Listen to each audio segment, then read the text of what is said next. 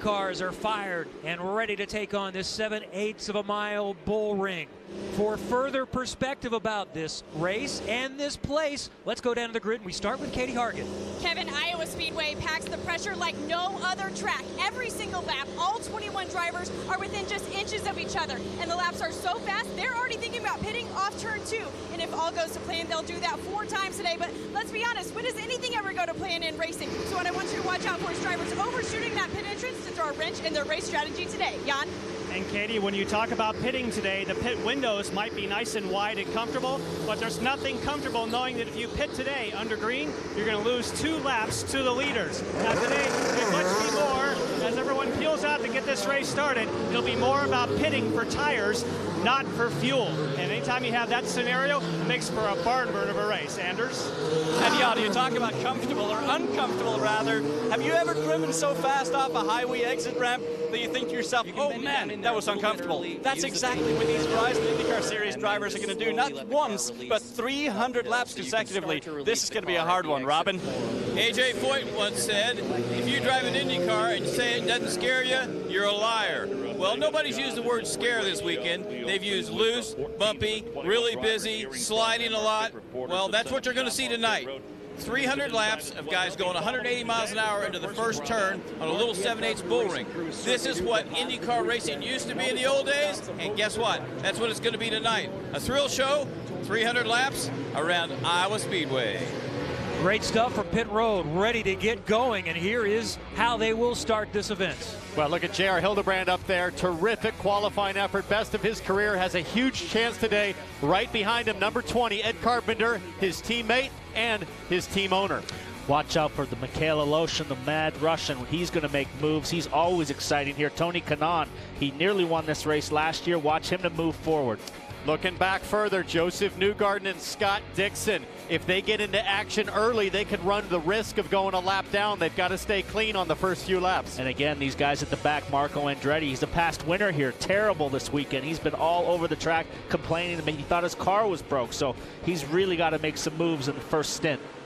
6 onboards to give you spectacular views today, including the Lucas Oil onboard for James Hinchcliffe starting his 100th IndyCar race, and his teammate Mikhail Aloshin with the Arrow on board. He's going to start on the outside of row 3. You got to keep an eye on Tony Kanaan at the start. The NTT data on board, he will start 7th.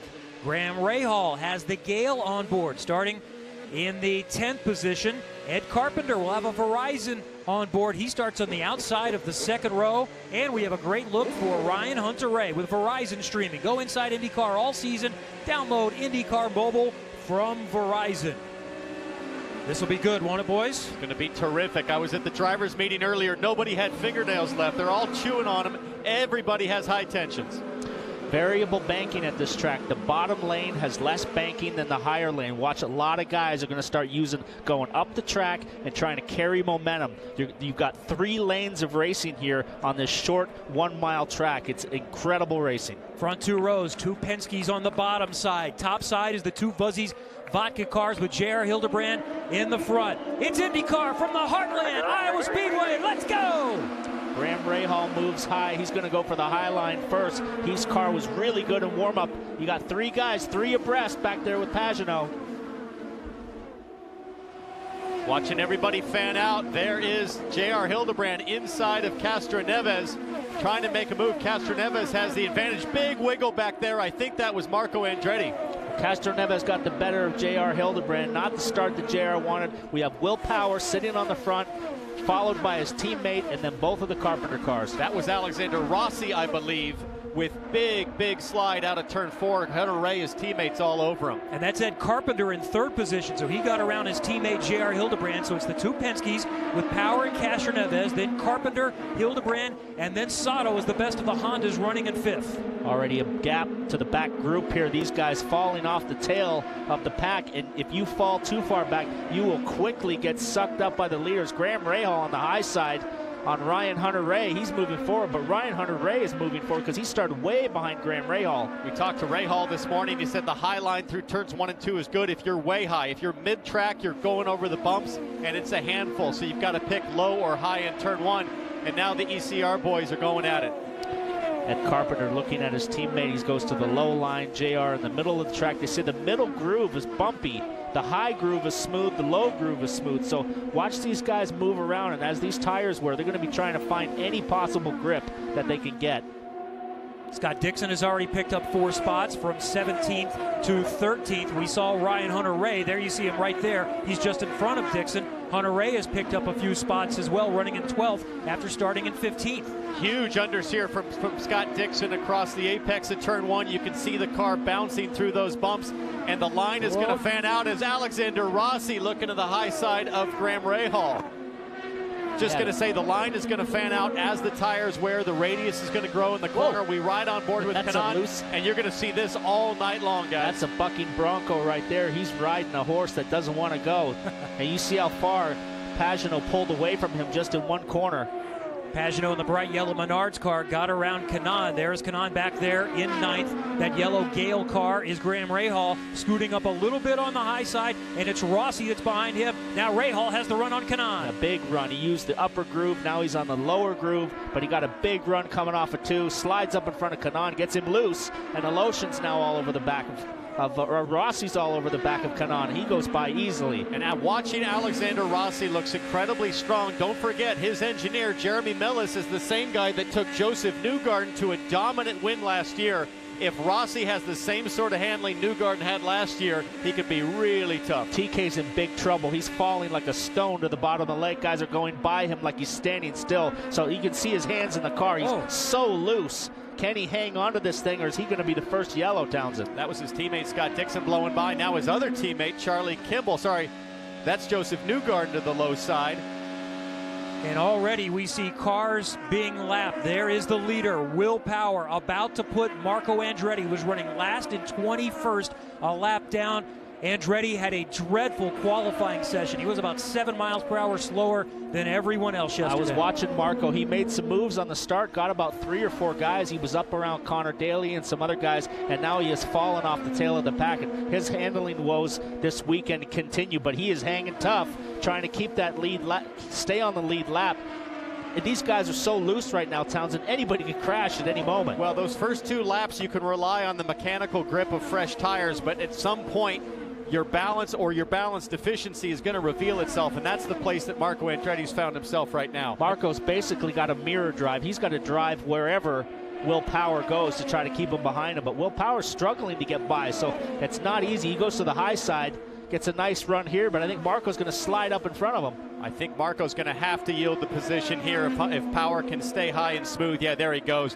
Poor Marco Andretti, 285 laps left of what he's dealing with right now. Marco's coming back, but look at Castroneves gets a big run. He's still monkeying around with Marco. Castroneves gets a big run on the pair of them. As soon as Marco falls into the dirty air of another car, look, he's going to drop really fast. There goes Castroneves. I spoke to some engineers last night, and they expect it to be very difficult the first 20 laps or so because of all the different rubber that has been put on the track from Indy Lights and last night from ARCA. Will Power has the early jump. Castroneves, Carpenter, Hildebrand, and Sato at Iowa.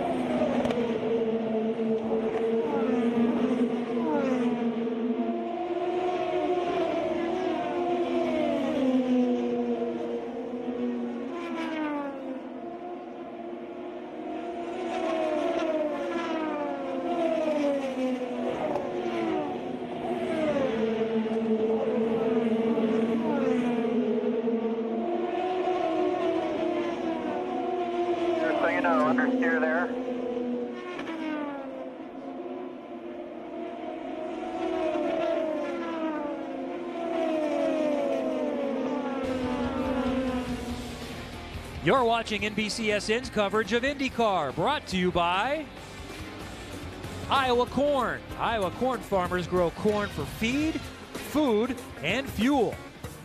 And by United Rentals, official equipment rental services provider of IndyCar and proud sponsor of Graham Rahal. Well, you saw it in side-by-side. Helio Castroneves in that number 3 Hitachi car for Team Penske, moving past his teammate Will Power into the lead. We also saw Ed Carpenter challenging Power for second for a moment. Robin Miller told the story briefly during pre-race, but in case you missed it or for more, tell us where Helio might be racing next year.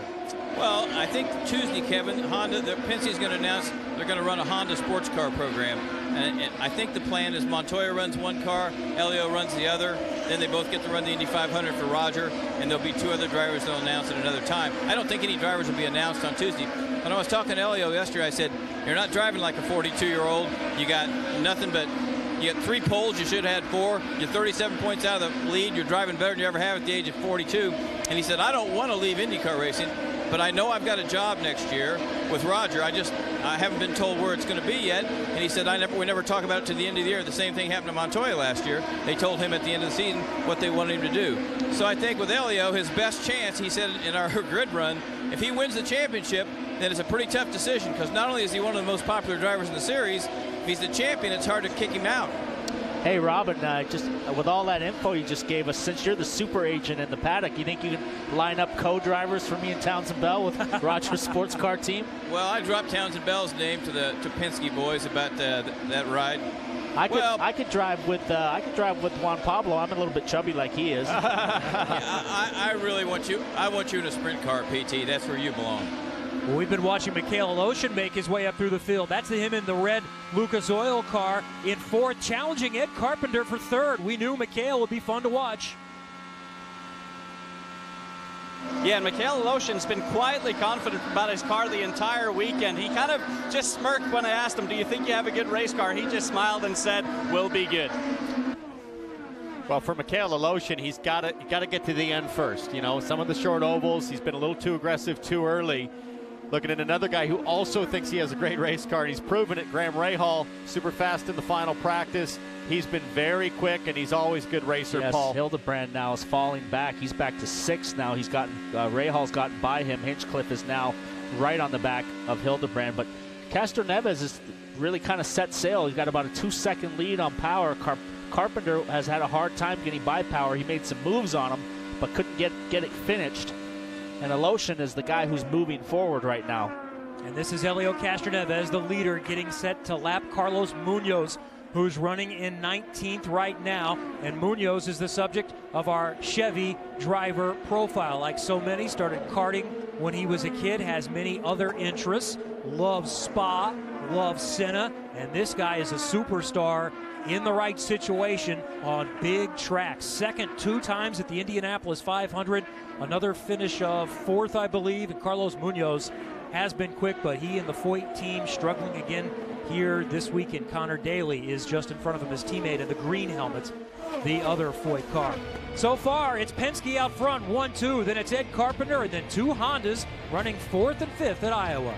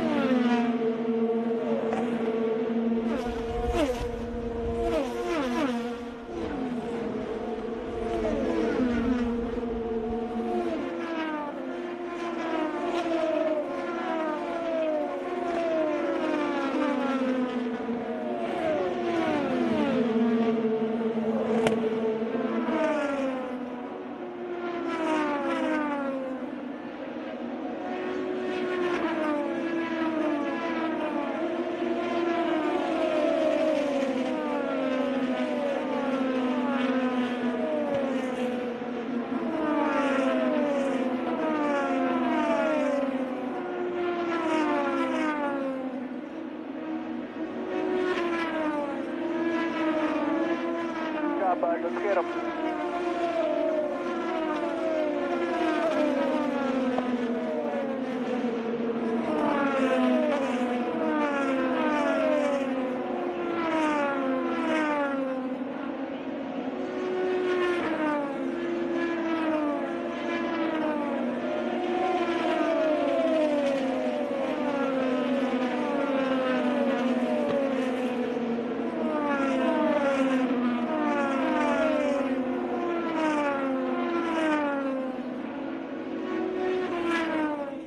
NASCAR is on NBCSN. The Monster Energy Cup Series is live from the Magic Mile of New Hampshire next Sunday at 3 o'clock Eastern.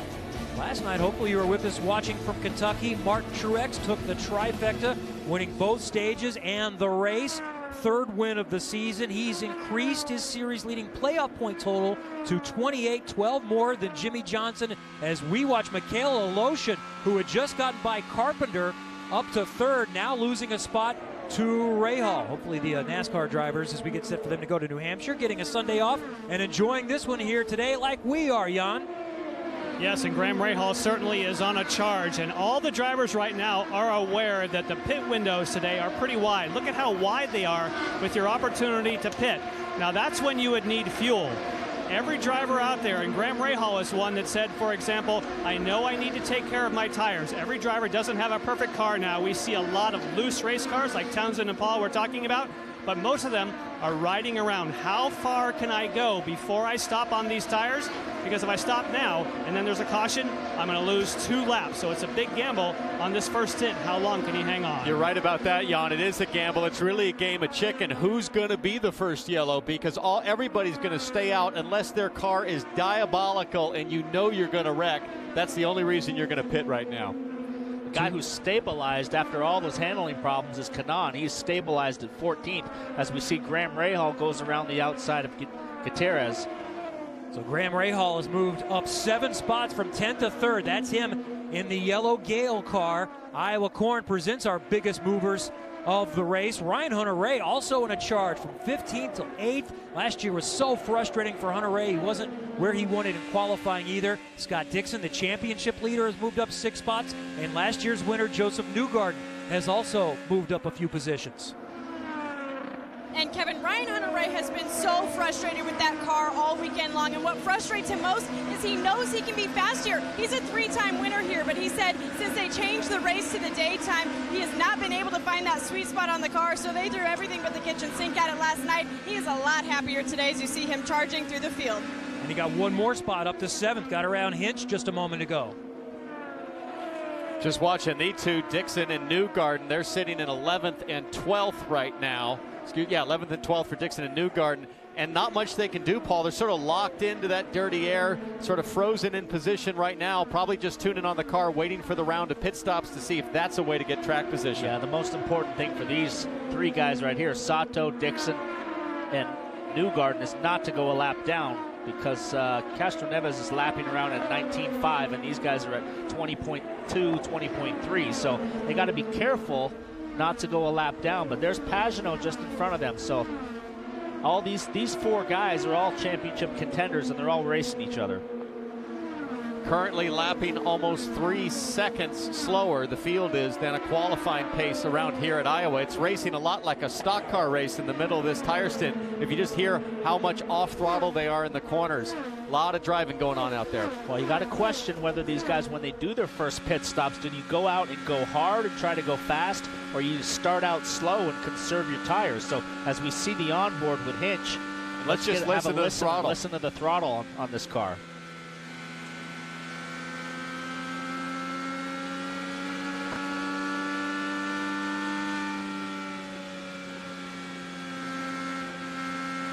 th career start for James Hinchcliffe. Think about a little bit of wing. And he's given feedback already. Lap 56, in the next 10 laps to 15, we'll see everybody hit pit lane. He's given some feedback now. You can see the understeer. You can see how long he has to hold steering in before he can roll the throttle back on. Well, having a little bit of understeer is better than being snapped loose, that's for sure. So he's hanging on to his position. As we see Castro Neves, he's still trying to get by Carlos Munoz. He's been working on him for a long time. But we have a big crash in turn 2, and it looks like it might be a Lotion. Oh, boy. We just talked about this. I said Aloshin, he's got a good car. He has to get to the end of one of these races. He was running fourth. Yeah, guys. I'm sorry, but yeah. Appears to be a one-car crash for Mikhail Aloshin, as mentioned, was running fourth. And good to see he's okay. About 20 laps ago, he had a big moment coming off turn 2. He got through a bump and corrected and hung on, but like we talked about, these yellows, it's who's going to get it first. Who can hang on before needing to come to pit lane for fresh tires, and unfortunately for Mikhail Aloshin, he was the first man out. We went to the drivers' meeting this morning, Townsend and I, and they said 60% of the accidents, Brian Barnhart said, happen in turn 2. That bumpy turn 2 is a big bump in the middle. As we watch Mikhail, he floats it into the corner, hits that bump, and it just gets loose. He buries the throttle to try to get it to spin all the way around. But it was going for the wall. I like the commitment on the gas, though, man. He was going into the fence and still going to hold it wide open.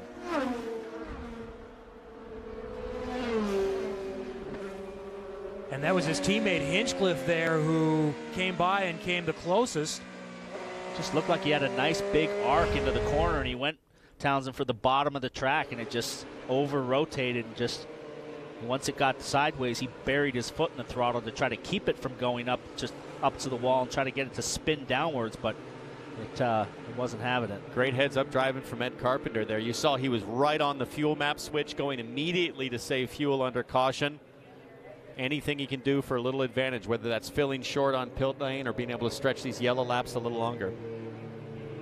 So let's go back to Phoenix and recall what happened there with Mikhail Aloshin. This was at the start of the race that took out a lot of people. Didn't last very long here. Made one corner before he took out about 5 or 6 cars, including Sebastian Bourdais, who was on a roll up to that point, and Graham Rahal. Outside. Oh, hold on. That time he got out of the throttle, Paul. This time he thought, well, let me try the other way around. Yeah, he tried to get it to spin down the track because it went loose pretty early, but it carried its momentum up, and he had the throttle going wide open, the tires spinning, but ultimately it connected flat pancaked against the wall, tore up both sides of the car. The front and rear corner are pancaked.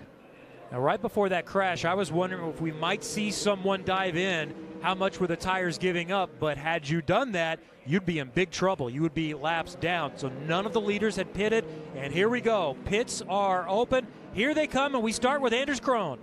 It's been a pretty solid run so far for J.R. Hildebrand. No big comments for him. He's just going to add a turn of front wing, and he's going to be on his way with 4 new tires. Katie? And Ed Carpenter was happy with the car in the beginning of the run, but it kept getting worse. So if you see them there, adding a turn of front wing into that 20 car, Jan. And no changes for Castro Neves or for Will Power right behind him.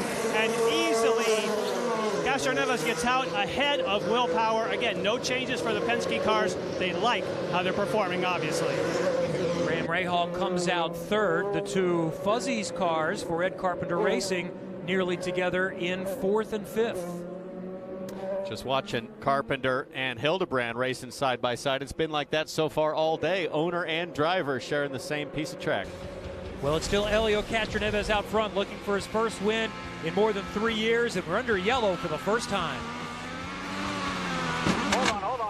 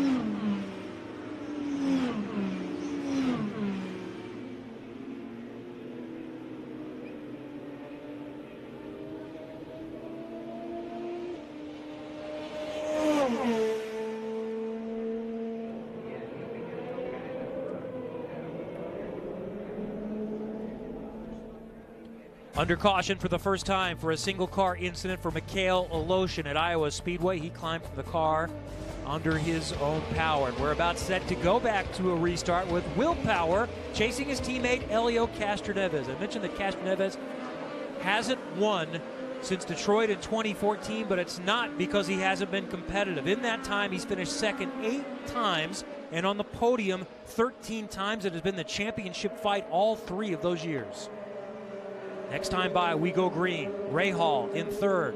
Ed Carpenter in 4th. He's got the little yellow stripe on the Fuzzy's car at the bottom, and then it's orange on the bottom for J.R. Hildebrand. The bright yellow car is Pagenaud in 6th. Green again at Iowa Speedway, and Ed Carpenter going to the inside of Graham Rahal, trying to grab 3rd place. Everything resets now. Brand new Firestone tires. Big grip equals big confidence. This is your chance to make some moves.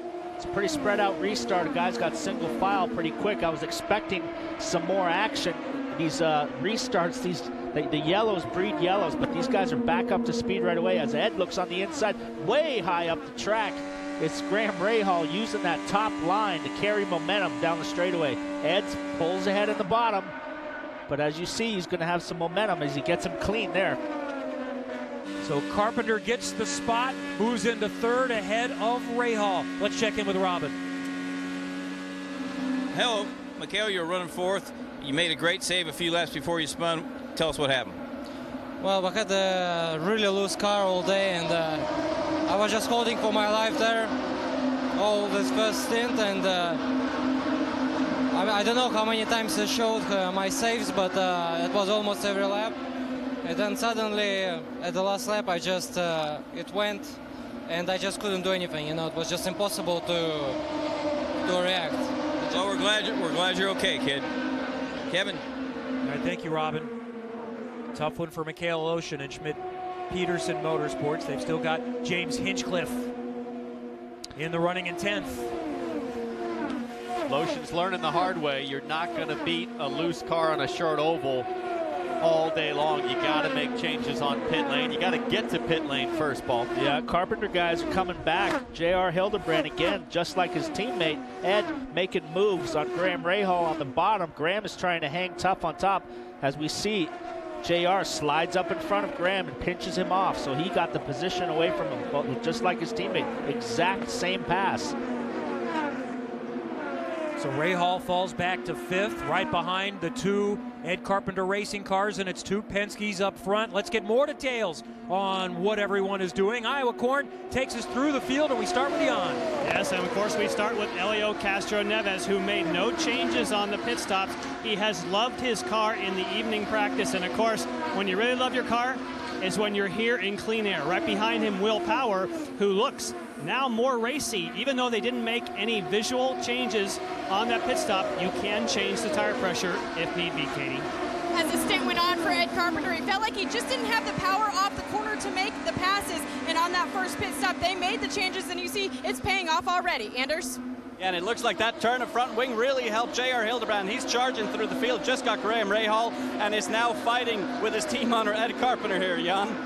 And Graham Rahal, you saw him, and he continues to run the high line. And Townsend and Paul, when you get it back, when you run the high line, you tend to not use as much of the tires up. So I think this might be Graham's strategy. Stay high, save the tires. Ryan Hunter-Reay has been so frustrated with this 28 car all weekend, but not today. He's finally found the sweet spot on the car with that stuck front end and not compromising that back end, and he's charging through the field from starting 15th. Jan? And Simon Pagenaud was very loose early on. They made changes on a pit stop, and guess what? Now he says, I have a big push, meaning the car won't turn in the corners. Now sometimes it'll loosen up, but he's done everything he can in the cockpit. Still too much understeer for Pagenaud. Joseph Newgarden, of course, hoping to repeat after his victory last year, but just hasn't been able to have the race pace. This is surprising. We would expect that with the knowledge that he has in the setup, that we would see Joseph Newgarden moving forward, but so far, he doesn't have the setup that he needs. And so far, Takuma Sato doing everything that he needs to do. Only an average finishing position of 17.8 at this track, so he just wants to keep it clean, get good points for the championship. Katie? Anders James Hinchcliffe is making his 100th start this weekend at Iowa Speedway, and he says the thing he's learned over his 100 starts is patience. He does not let a bad stint get him down, and he'll charge the way through the field at the end of this race. Jan? Scott Dixon also hopes to charge his way through the field, but he knows he is one of the teams that knows how much downforce the Chevys had, and now he has a Honda. He says, we're giving up downforce and drag at this racetrack. We're just going to try to hold on and do the best we can. Tony Kanaan was not happy before his first stop. They took out 2 turns. The front wing did a tire pressure adjustment. Now he's on the charge. Jan? Max Chilton, first time that we've seen Max today. Remember, he loves this racetrack, having won here in the Indy Light Series. But again, the Ganassi team was a little bit on the back foot, having not tested here, and he hasn't really been able at this point. Remember, this is a long race. He can still get tuned, but at the moment, he's chasing speed, Anders. Alexander Rossi's been complaining of a loose car all day long so far. I spoke to his strategist, Rob Edwards, and he said we're stacking in all the wing that we can. Great job through the field, getting us up to speed through 14th. And Ed Jones is in 15th, and remember, he's driving with a broken foot, but the one thing that he's glad is it really doesn't matter here at Iowa Speedway. He's making his best start of his career, and then move back to Carlos Munoz. He's having an extremely frustrating weekend. They just feel like they haven't been able to hit the setup at any of the tracks today. He's just trying to ride it out. Anders? Esteban Gutierrez may only be running in 17th, but I spoke to his spotter earlier, Todd Fields, and he said a win for this team today would be just finishing all 300 laps.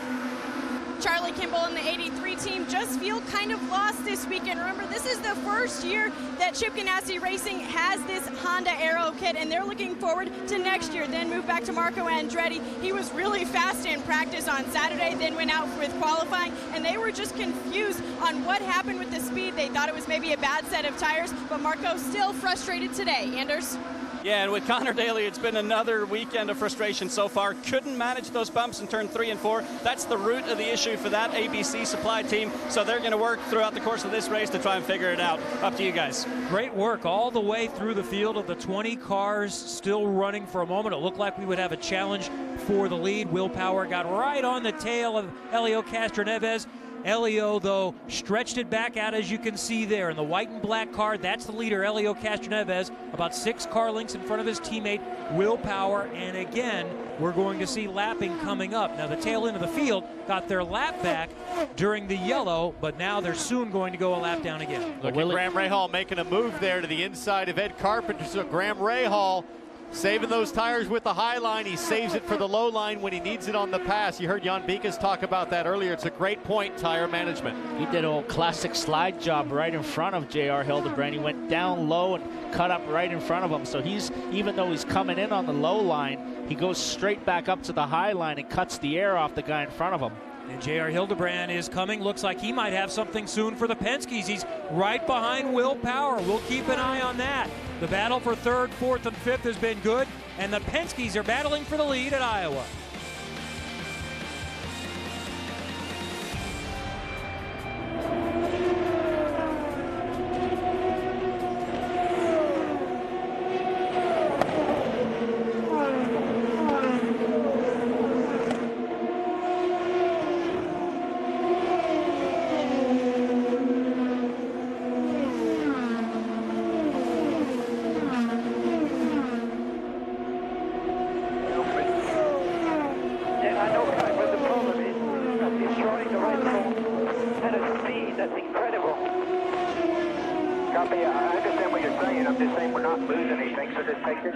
We'll get through this stint. You're doing fantastic.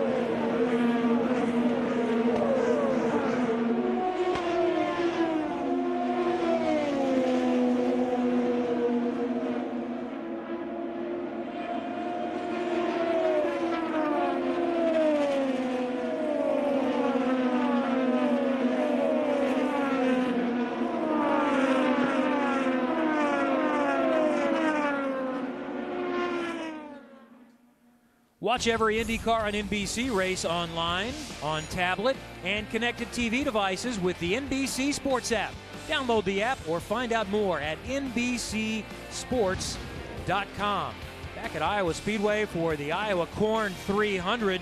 You saw it on nonstop. We had a couple of position changes, including a lead change. J.R. Hildebrand going to the front. Right before that, though, we saw Ryan Hunter-Reay start at 15th. He's all the way up to 5th, and this is his latest move. Goes inside Ed Carpenter. Nice move. Tucks in behind Ray Hall there and does such a good job here, but can't say enough for J.R. Hildebrand, Paul. That's the car, number 21, that Joseph Newgarden dominated with last year, and Ed Carpenter Racing hasn't lost a beat with that setup. He's looking very strong. J.R. Hizzy was making some moves during the commercial break. He got both of the Penske cars. Nobody's been able to touch these two all day. Now he's leading his first laps of the year, and he has set sail. He's 2.2 seconds ahead. And that bodes very well for the end of the race, because now we're 15 laps out from the round of pit stops, maybe 20 laps out, and if JR is that strong when things are getting tough, he's going to be really hard to beat.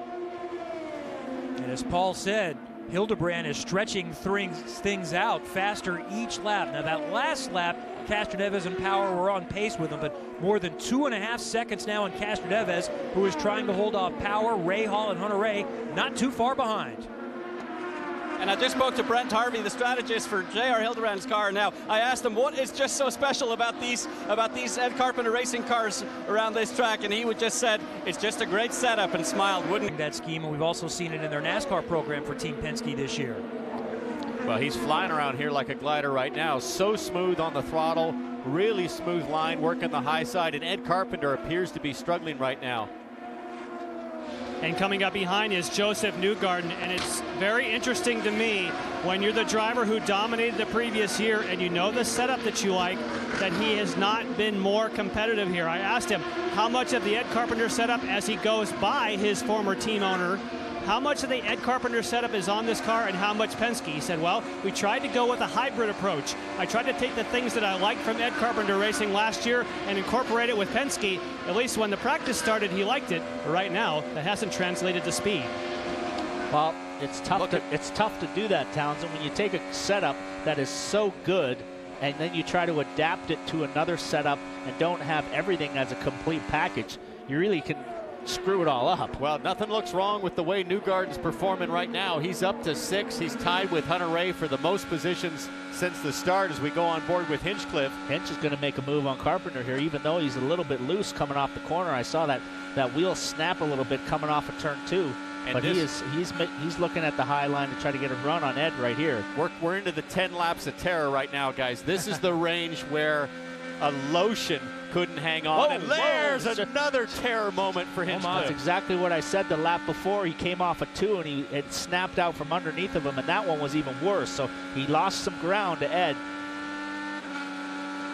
This type of racing is so fascinating because just because you're quick at some point, as we watch two NTT Data Ganassi cars going at it, Dixon in the 9, Kanaan in the 10. That's a battle for 10th position. You can be good at one stint, and you can be really bad a few laps later. And you're walking a tightrope here. If you're Tony Kanaan or Scott Dixon, you can see another car struggle, and it's so tempting to make a bold move in that moment, but you're also hanging on, and it can let go at any second on you. He's also got to be very, very careful because he knows this is his teammate, his best buddy, and the championship leader, and he knows that he's got to try to help Scott as much as possible. And that's how this Ganassi team works. This team works a lot for Scott, but Tony Kanaan got by clean, but he definitely has to be careful around Scott. At the same time, Tony Kanaan, one of the most experienced drivers in the field, he's driving for his future. Robin Miller, what do we know about Tony Kanaan for next year? I don't know that we know anything other than we think that the NTT Data sponsor is probably going to go to Scott Dixon's car, since obviously it's hard to replace Target. And Kanaan, he's just like Castroneves. He didn't want to stop, but there's not a lot of places for him to go. And when you've been with Ganassi and you've had success with Andretti, come on, you don't want to just make a lateral move or go backwards. You want to keep going forwards if you can, or at least keep the same kind of ride. I'd say, he probably needs to win a race, just like J.R. Hildebrand does. I think you win a race and people look at you and say, well, that guy's still pretty fast. Maybe we'll find a place for him. He's chasing Simon Pagenaud now for 9th. He just got his teammate Scott Dixon for 10th, and look at that, they touched. And that's exactly what I was talking about. You got to be really careful around your teammate. You touch that wing up against his back tire, and you could cut down Scott's tire and break your front wing. So these are the things you got to be really careful about when you're dealing with your teammate and your championship leader. On board with James Hinchcliffe. Something I wasn't very good at. I was going to say, coming from the ultimate team player. Oh, good stuff. Ed Carpenter slots down into 8th now. Newgarden up to 6th. Our Chevrolet driver update. The leader in a Chevy, J.R. Hildebrand. The top 3 are Chevys. Newgarden in 6th, and Carpenter and Pagenaud also in the top 10. JR's. We think we're good, but I can't stay with guys. I know. JR's lead was almost up to 2.9 seconds when Castroneves was leading. Power has gotten by and closed that gap down to a 1.8. So Power is kind of closing the gap slowly. We're getting close to getting to pit stop range once again, and the tires are starting to be an issue. Simon Pagenaud looking at him, and this is his radio transmission just a few minutes ago. Leaders at 19.2s in the open. Yeah, I know, Kai, but the problem is destroying the right front at a speed that's incredible. Copy, I understand what you're saying. I'm just saying we're not losing anything, so just take your time here and we'll get through this stint. You're doing fantastic. Now, of course, he's being coached from pit row, but what he's referring to, guys, is he has had a vibration. On the first stint, he had a vibration. What they thought was on the right front, that vibration has returned. They're coaching him, saying your speed is good, but doesn't feel so good for Pagenaud right now. Sounds like, to me, Townsend, like they've got maybe too much toe out in the front, and the right front is getting a vibration. It's scrubbing that inside tire, and then or scrubbing that outside tire, and just tires can almost go egg-shaped and and vibrate really bad. They can, and sometimes you can pick up a little pickup and cause the vibration, get it out of balance. And you see guys sliding all over the place as Will Powers working traffic. Yeah, lots of traffic to deal with here. Up front, that's the leader, J.R. Hildebrand, in the green Fuzzy's car. The silver car is Will Power in second. Helio Castroneves is third at Iowa.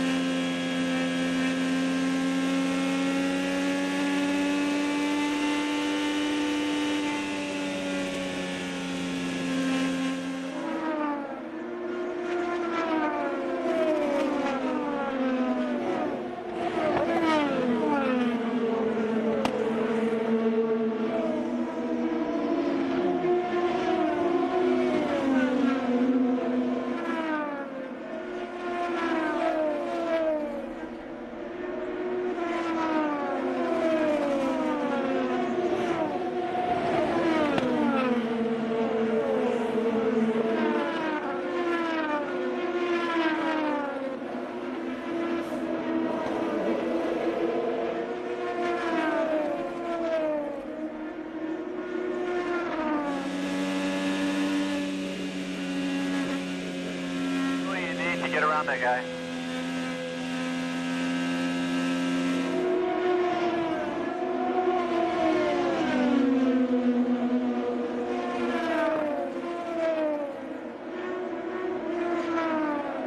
Where's the bail to get around him?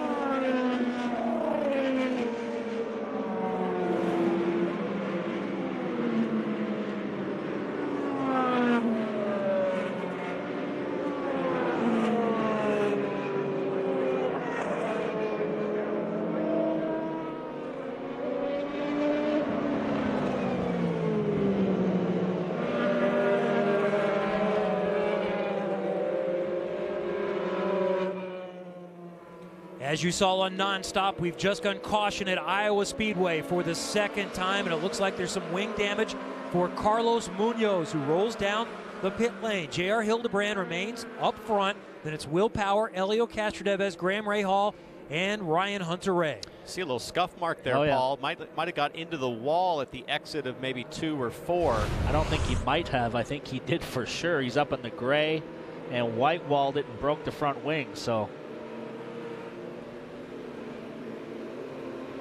it's up on that high line, just a little bit too high. But Graham Rahal's been using that line up there effectively all day. So and that's a big enough hit to where you might want to check right side suspension. Yeah, steering arms. Steering arm could be bent or broken.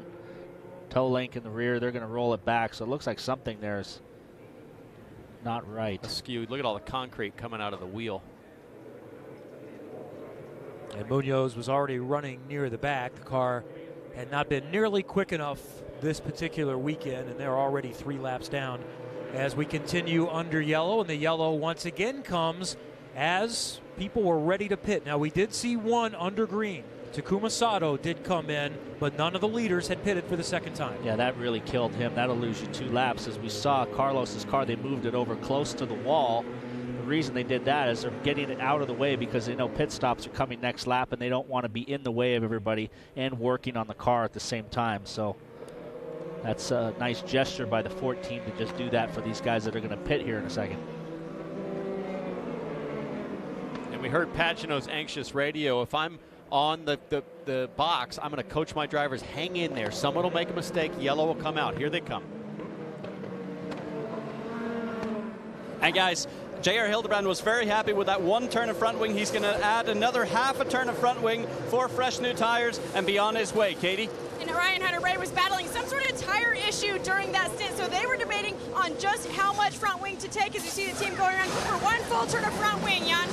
And for Will Power, they're debating whether and they do go for a little bit of front wing. That's a 6.7 stop. He got all the Sunoco fuel, but he loses a couple of spots off the pit road. It's Elio Castroneves getting out ahead of J.R. Hildebrand. Will Power comes out 3rd. So Castroneves picks up 2 spots on pit road.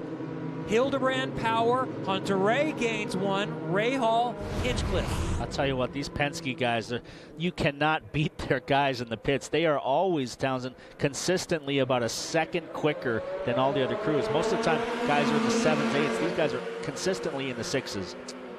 And that's a big advantage of having that pit out location from winning the pole at the most recent race. Castroneves will be the leader when we restart at Iowa.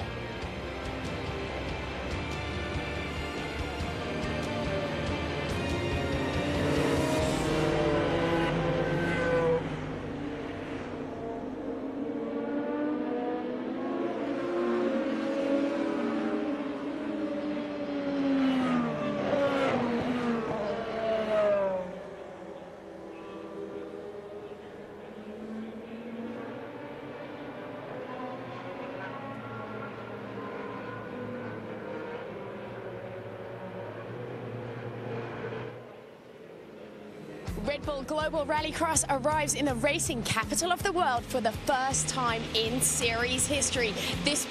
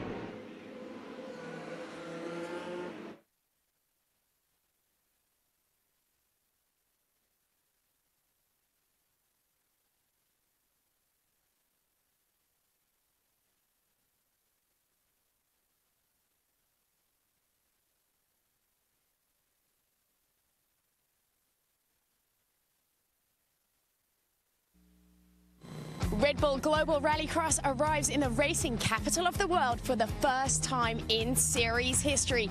This weekend, we're at Lucas Oil Raceway as we make the turn into the second half of the 2017 season. The 600 horsepower supercars are battling it out for the top spots, and the chase for the championship title could not be any tighter. The fight continues right here on NBCSN straight after IndyCar, 8 p.m. Eastern. We'll see you there.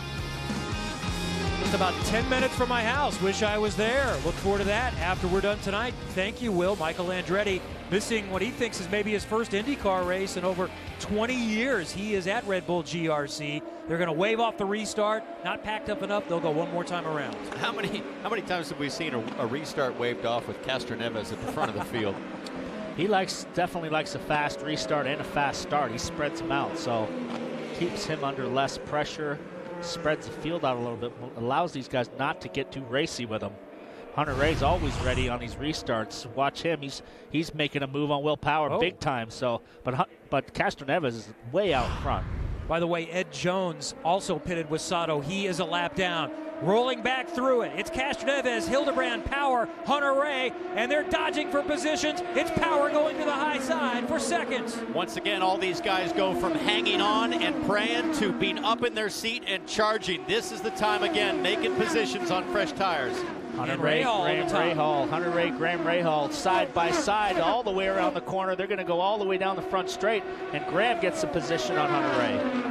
Further back, we saw Pagenaud and Carpenter. Still see them side by side. The bright yellow car is on the bottom side. Ed Carpenter up top. Pagenaud will grab that position. That is for 8th. Doesn't look like J.R. Hildebrand is as strong on fresh tires, but he knows if he makes it to the end of the stint, that's where he really makes his money today. Graham Rahal right up in the back of Hildebrand, and here comes Kanaan. I think if Hildebrand's going to win this race, I think you've got to anticipate there's going to be a late caution, and you're going to need to be racy on a green-white checker type finish. So he's definitely got to get his restarts down a little bit better than that.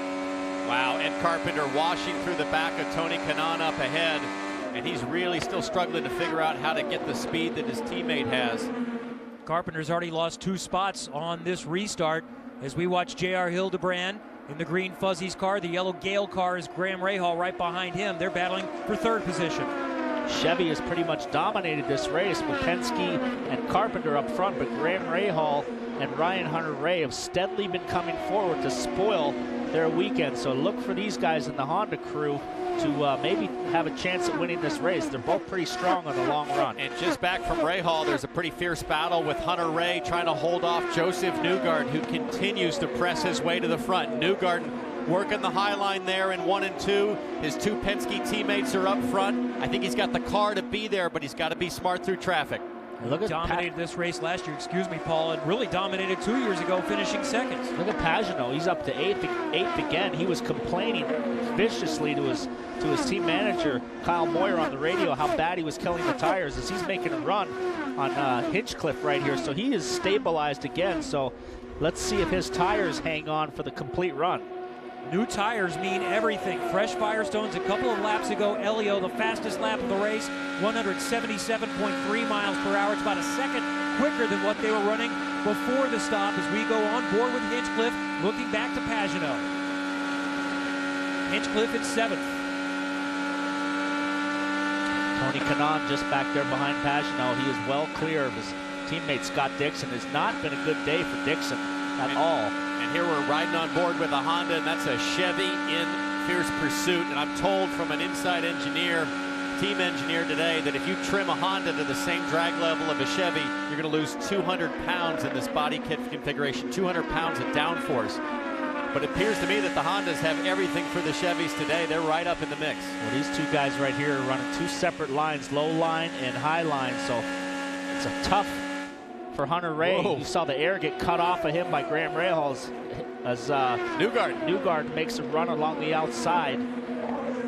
Newgarden can't get him that time, but he is lurking for 5th position. Hunter Ray in the yellow DHL car. The black and green car is Joseph Newgarden. Can't get him on the low side that time. Remember at Texas how brave Joseph Newgarden was on that restart. He went 3 wide, high, and straight into the fence. He knows he's got to make smart decisions today. He's got a fast car, not even halfway yet, just at halfway, excuse me. Joseph Newgarden's going to work his way to the front as best he can. Well, he's got to not put it in the fence like at Texas if he's going to stay in this championship. That really hurt his points. So he's got to not make a smart. He's got to make a smart decision here. Hunter Ray's been working on Rahal for probably about 80 laps and hasn't been able to find a way by.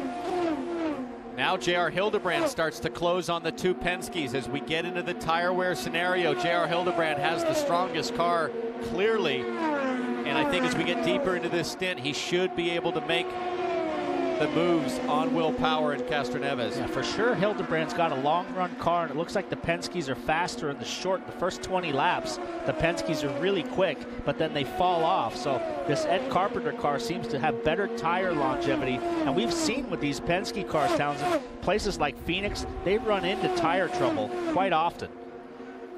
Well, they appear to work their right front tire pretty hard on the short ovals. They had issues last couple years at Phoenix on the right front.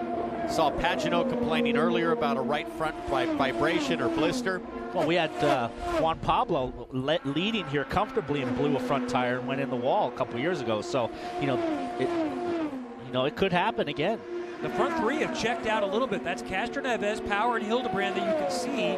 And then it's about 2.5 seconds before you get back to Graham Rahal, Ryan Hunter-Reay, Joseph Newgarden, and James Hinchcliffe. Way up top, Graham Rahal. He's the highest guy on the track. Comes off a turn 2. It looks like he's going to run into the wall every time he's so high up. Well, we see that in every oval with Graham Rahal. He just peels off the apex early. He demands a lot of the right front on exit, but he makes it work, and he's won that way before.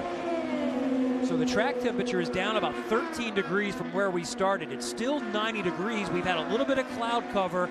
How much more racy might that make it here in the second half of this race? I think it's good news with cooler track temperatures for guys like Ryan Hunter-Reay. I think he felt good with his race car last night. So as the race goes on, I think it favors some of the guys who've had the handling in the past races that were nice night races here at Iowa. As you see, this is the hottest one we've had. 11th time racing at Iowa Speedway for IndyCars. This track designed by Rusty Wallace and has been a favorite in IndyCar. And we're going to see lap traffic come into play again very shortly for Castroneves and the leaders.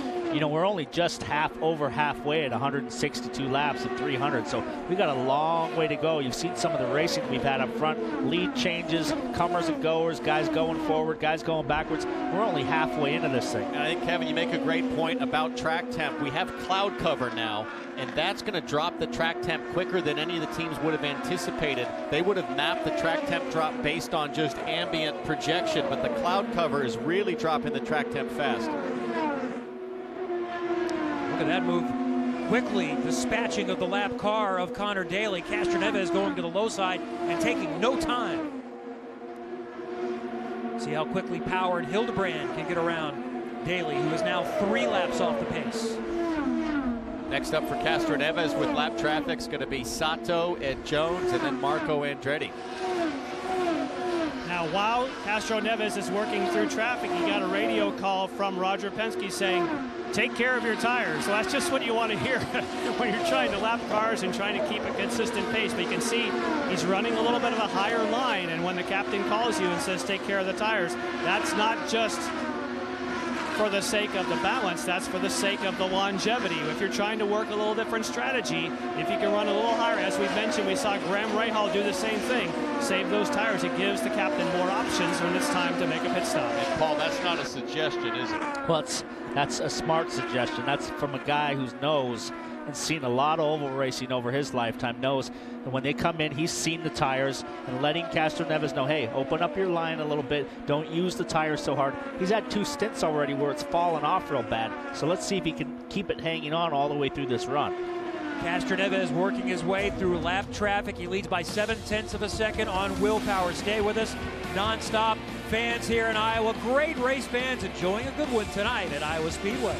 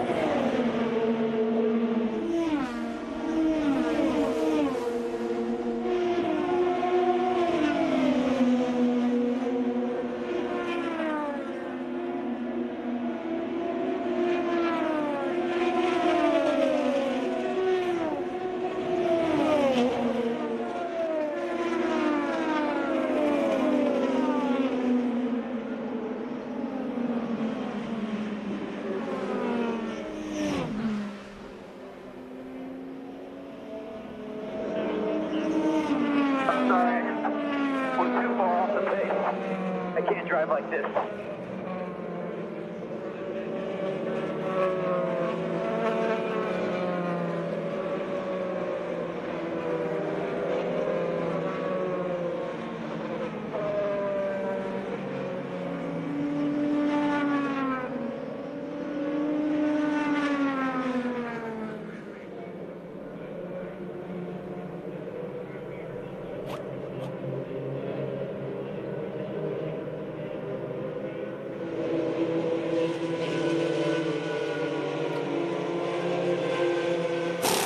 Tires always help. It's just hard to make it at one more. And I think if you can be aggressive, it will help.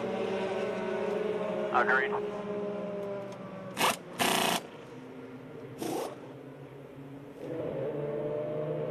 So this came on. Hit this lap, plus a half a turn of front wing.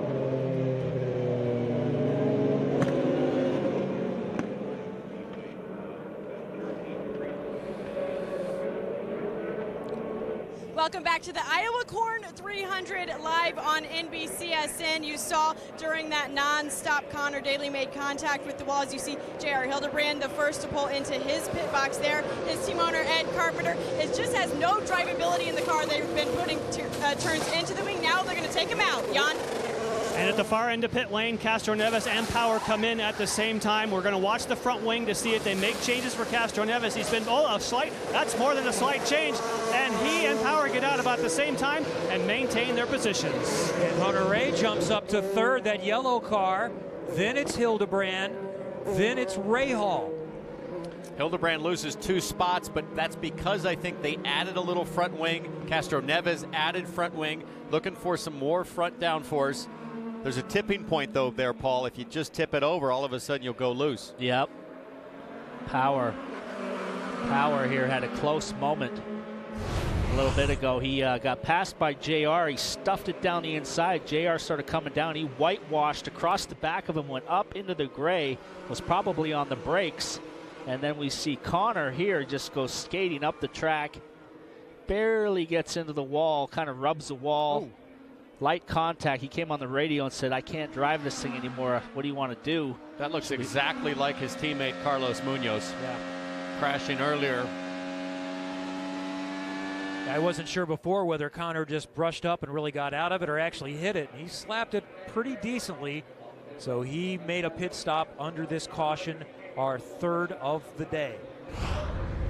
But Charlie Kimball stayed out. Last pitted on lap 135, so he is the new leader. Well, these guys on fresh tires and him on old tires, he is going to get absolutely swarmed. So this could cause issues for these lead guys, because Charlie is a guy that fights hard now that he's in the lead, so he's going to try to fight as hard as he can. But with the amount of laps on those tires, I don't think he might be a problem. Well, create a problem for the other guys. He's going to try to make it on one more stop, which means he'd have to go to lap 230. So to your point, Paul, this is going to be a miserable attempt at the lead here. Let's check in with Jan.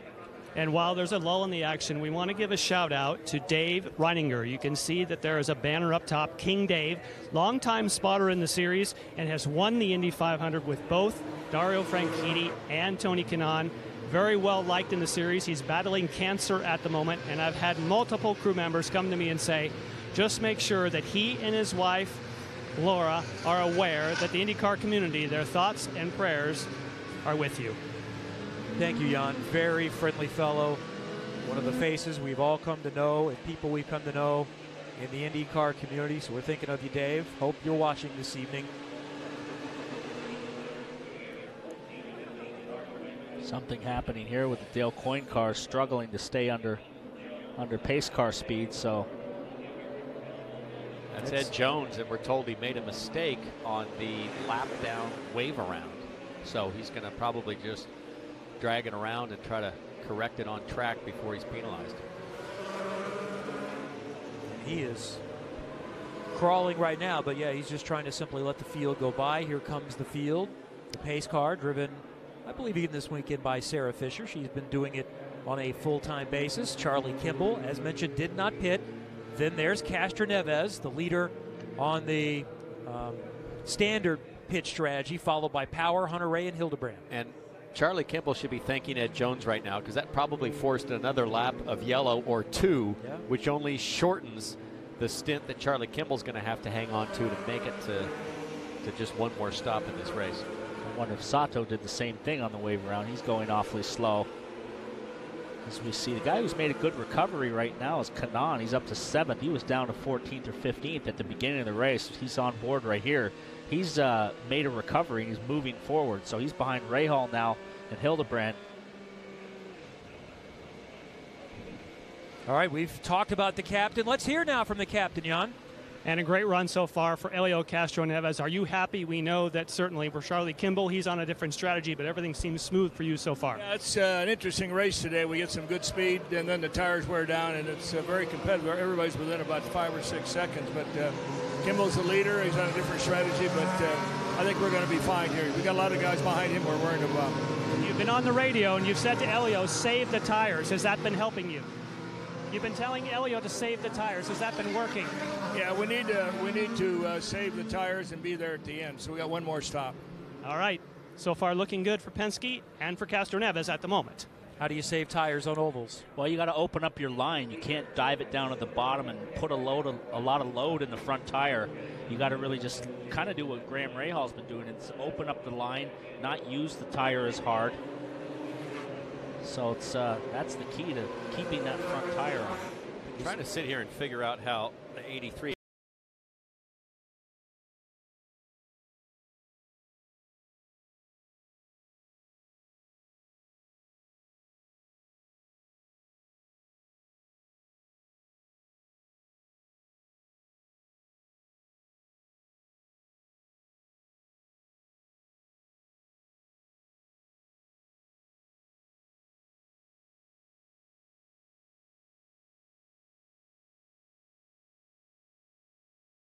CNBC has live coverage of Formula One, starting with the British Grand Prix Sunday morning. Then the Cup Series is in New Hampshire on the afternoon, so that shifts us to CNBC. You can actually watch us twice next Sunday from Paul's hometown, Toronto, live on CNBC, and then again here on NBCSN right after the Cup coverage. All 3 champions crowned right here on the NBC I remember a couple years ago when Hunter Ray won here on a late race, fresh tires. So here we go for the restart. In turn 3 right now. What will new Firestones do? Everyone has them behind Charlie Kimball. Kimball in the black and green car leads them back to the start. Then it's the Penskes. Castroneves, Power looking up to the top side. Hunter Ray and Hildebrand are also in the mix. Like I said, Charlie's a tough guy to pass. He'll fight you very hard. Castroneves knows he needs to make it short work of him, and hopefully he'll hold up the rest of this pack behind him. Castroneves has a run. He makes a move down the front straightaway. Kanaan back there got another spot. He's up to 6th. He went around Hildebrand. And now to the lead, it's Helio Castroneves. Will Power is going to try to follow. These guys have had history together. They don't race very well together, but Power gets by clean. Now Hunter Ray is moving forward on the black and green car. And this is where it's so hard for Kimball. As soon as you fall into dirty air on those old tires, it becomes twice the handful. Now he's just getting swamped. Graham Rahal, Tony Kanaan all over the back. Look at Kanaan making a move low. That was a big-time loose on entry, and he's loose coming up. There's a car on the outside. Hildebrand, a big move on the outside. And here comes Kanaan is going to Newgarden. lose more with Newgarden coming by. So whenever you have to lift or have any kind of moment, you lose all kinds of momentum. He got loose on entry, and then it stepped out when he turned in, and then in the middle of the corner stepped out again as Hildebrand rounded around the outside of him. Side by side with Hinchcliffe. Now Kanaan wants to fight back, get back up to the position that he just lost. Cut the air off of Hinchcliffe, and as soon as he did that, you saw Hinchcliffe get loose, and look at Charlie hanging on. Hildebrand to the inside of Kimball. Newgarden to the inside of Kimball. Newgarden has been so strategic today, just picking one off here, one off there. Now Kimball trying to fight back, but I don't think he'll be able to. And there's Kanaan back there. He slipped back to 8th position. And Hinchcliffe on the high side, and they go 3 wide for a moment. Hinchcliffe right in the middle is going to squeeze through. Kanaan coming back side by side. Remember this at Texas a couple of weeks ago. They were side by side. That did not work out very well. I'm looking out the window right now, Paul, to see if it's a full moon, but I just see clouds. I don't know what's going on out there. Weaving back and forth. They're almost touching wheels again, just like Texas. Kanaan is now clear, but Hinchcliffe is fighting him with everything he has to try to get by Tony Kanaan. He dives down the inside. Kanaan cuts the air off of him, and you see him skate right up the track as soon as he did that. Tremendous urgency right now for a lot of these drivers to make moves happen, because as soon as you get into the tire wear, it sort of locks into position, and they only have one more stop, one more chance for a big, brave moment on fresh tires. Pagenaud trying to get Kimball for 9th. That battle between Kanaan and Hinchcliffe was for 7th. Kanaan holds on to it for now. Well, I mentioned that battle that ended up 3 wide for a moment at Texas. If you didn't see it a month ago, this was what happened. Teen Wolf, full moon. Kanaan down low, a low shin high. Hinchcliffe in the wall, and it just collects 5, 6, 7 cars. Ed Jones was involved, massive impact. Kanaan survived that, finished 2nd in the race behind Will Power, who was 2nd in this race behind Helio Castroneves. And that crash chewed up close to $3 million in IndyCar spare parts. Charlie Kimball's hanging on, just had a huge moment. Now he's fallen into the clutches of cars that are lapped down. I gotta think that it was a mistake, Paul, to not take tires on that last stop. It would put you at the back of the field if they changed their mind, but he could have come charging back through. Let's watch what happened as he works the backside of Pagenaud. Bill, big loose on entry, so his rear tires are gone. As soon as he turned in for the corner, the back end stepped out, and that is not any fun. We saw Marco Andretti behind him just a moment ago. Marco has fought back onto the lead lap, so he is the last car on the lead lap for the moment. And think about this, we're only at 195. Kimball's going to have to hold on to this mess for another 35 laps to make it on one more stop and make that strategy work. Yeah, believe it or not, it's spitting a little bit of rain. I don't see much above us, but there actually are raindrops that are hitting on pit lane at the moment. So that could shake things up. Well, it has changed significantly. We did not have a cloud in the sky when our broadcast began today. Now we have clouds, and there is some darkness in the clouds above the Iowa Speedway. Yellow flag. So whoa! The memo didn't get to Hildebrand. He almost came into the back of Rahal. Yellow for moisture. Maybe that's why everybody was so urgent. Some of the teams knew that we could have rain. So Castroneves at the yellow is the leader. Just about 2/3 of the way through. Power is 2nd. Hunter-Reay, Rahal, Hildebrand. For those of us that live in the Midwest, this is not surprising when something pops up that was not expected. I live in California, but I think that's bad when you look at radar. Not sure if that's just kind of the light shade. If you look at that's the legend, not necessarily that bad. I think red is bad. Red is bad. I think we still have a good chance of being able to get this one done. All right, fellas, I want you to look who's in 10th place in his very first oval track race. Yeah. 10th place. They had Ed Carpenter, Scott Dixon, Alexander Rossi. I tell you, Gutierrez is doing a hell of a job. And what can you say, Dale Coyne?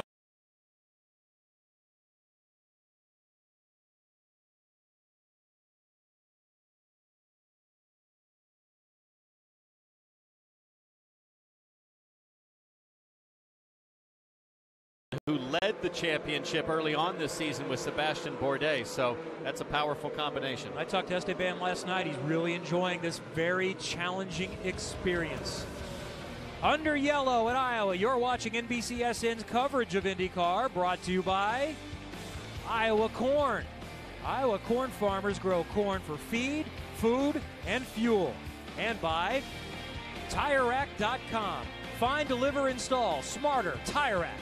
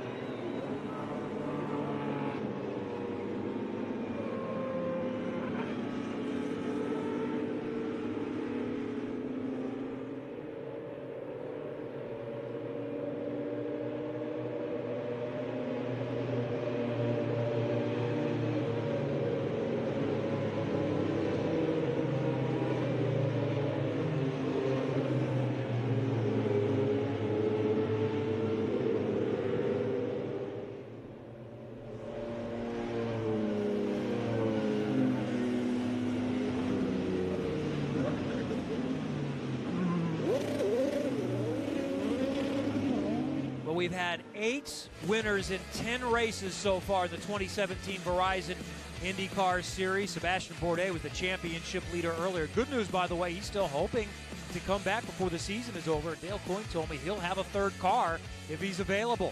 Some of the other winners this season, and this is a story for this event today because we have some other potential drivers that have not won this season, including the leader, Helio Castroneves. Ryan Hunter-Reay runs in 3rd, J.R. Hildebrand in 5th, Tony Kanaan in 6th. All of those have not won this season. Scott Dixon, our most recent first-time winner. He's the championship leader, was by a significant margin coming in, 34 as they run. His championship lead is just 1 on the leader, Helio Castroneves. And during the break, these are the drivers who pitted early, and the biggest surprise for me was Joseph Newgarden, who pitted from 6th position. Jan, what do we know? Well, let's find out what the situation is with Tim Cindric. The booth said they were somewhat surprised to take that kind of risk with Joseph Newgarden for new tires. What's the play here? Well, I think you'll see here in a few laps that the new tires, I think, are going to be better. It's just a matter of how fast he can get through the traffic, but it's always a risk when you put him back in the traffic. But we've got 2 cars up front, and the other 2 guys will cover the back. Now, you've been tuning the car. Has he been happy with the progression early on? Seemed like he was struggling. Yeah, so far. I think, we had too much understeer to start the race, but that's kind of what we planned. We just didn't want to go loose. And then he made his way up to 6th, 7th, 8th, somewhere in there. So we gave up 5 or 6 spots and see what happens. All right, that 5 or 6 spots will be very interesting to see. Those new tires need to pay early, don't you think, guys? Big time. Well, it's spitting pretty hard. You saw the raindrops coming down there, so the track has not gotten wet yet. But some big black clouds around and big heavy raindrops. But what this forces somebody like Joseph Newgarden to do is you're going to have to go big on this restart, and it got away from him at Texas. So he's going to have to be careful. Paul, see if you can make contact with Graham Rahal. Okay, let me check. Hey, Graham, it's Paul Tracy. You there?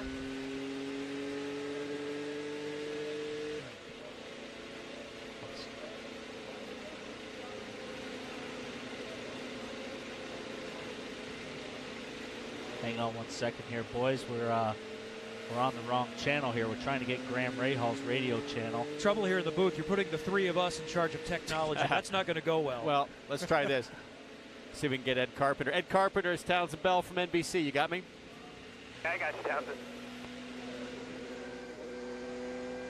Ed, we see you. I don't hear you, but if you can hear me, Ed, what are you looking on this restart? Some guys took fresh tires behind you. You did not. Why did you decide to stay out? I think I was supposed to come in and miss the radio call, but I think it'll work out. Hopefully we get a long green stretch here, and, we'll have to do 1 more stop, and we'll be in good shape. Your teammate JR's been looking really good on a long run. It seems like you're struggling just a bit. Were you guys able to make any changes on the last round of stops? You feel like it's coming together? It is a little better after last stop, but it's just haven't really been able to get it where we want it. Looks like we have a weight jacker that's failed, so that's not helping, but we'll keep that on. All right, buddy, hang in there. Good luck. Ed Carpenter running 9th right now. We saw those, and the red flag is being displayed. Well, so maybe the rain is coming down harder. It's an interesting dynamic. We've seen sunshine. It's still 90 degrees, but still spitting, and the pace car is leading the field down onto pit lane, and we are going to see a red flag in just a moment. I'll say this, good for fans, because we're going to see more racing. I don't think this is a bad call because the laps go by so quick here under yellow. I mean, you can basically take 30 laps away just waiting for these raindrops to go away. So we'll wait till everybody gets to a stop here and then see if we can get on the radio now with Graham. We've got our radio situation sorted out here. I think I'll try him right now. Hey, Graham, Paul Tracy, they just went red. Can you hear me?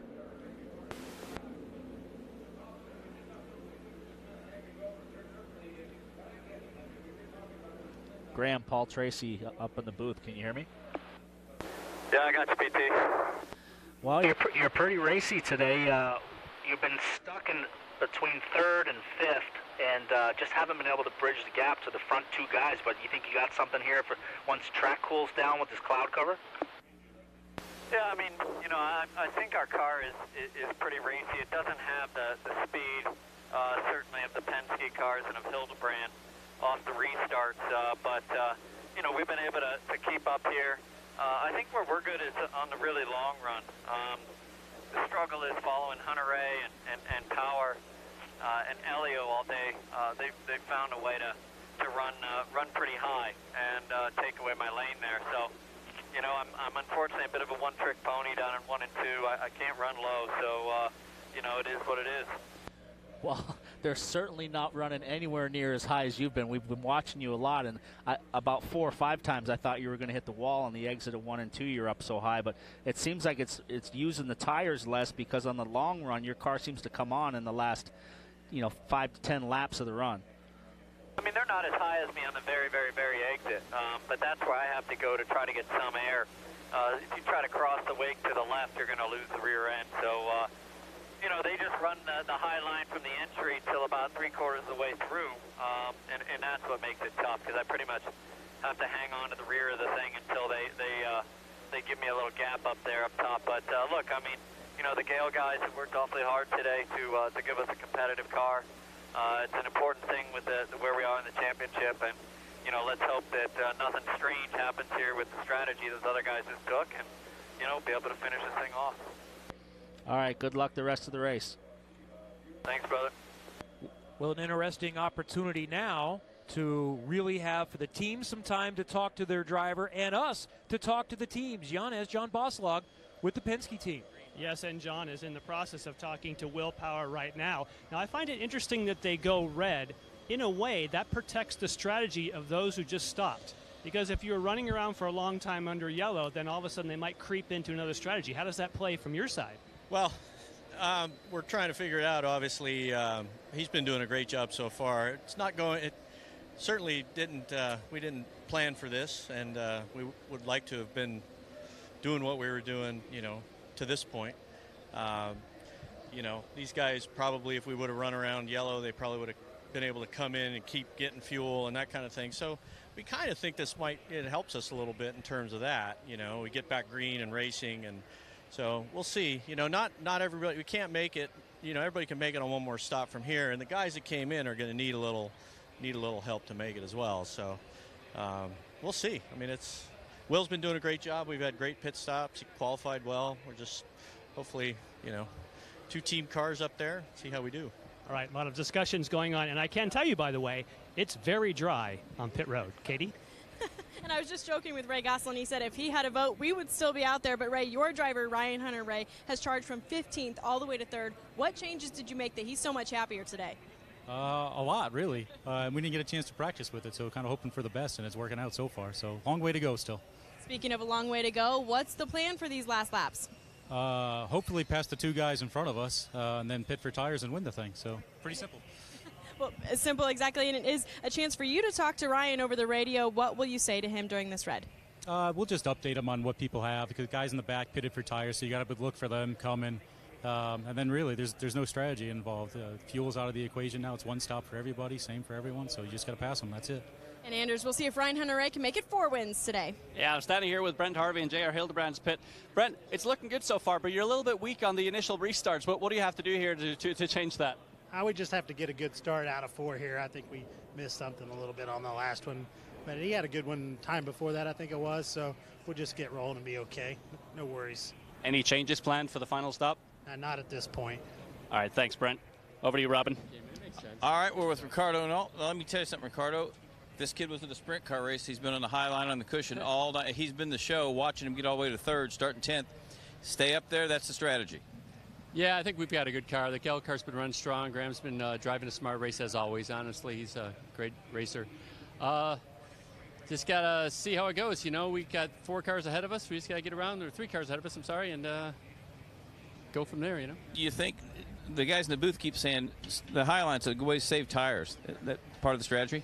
It seems to be working for us, honestly. At the end of the stint, we seem to be really strong. I mean, he pointed out that Carpenter's been good at the restarts, or, you know, on fresh tires, and but we always get back to him, and you know, we think we can pass him in the longer runs. So we just need the longer runs. All right. Thanks for your time, Kevin. Thank you, Robin, and maybe you can hear that nice sound in the background. Engines have fired and will restart in just a couple of minutes. Stay with us from Iowa Speedway.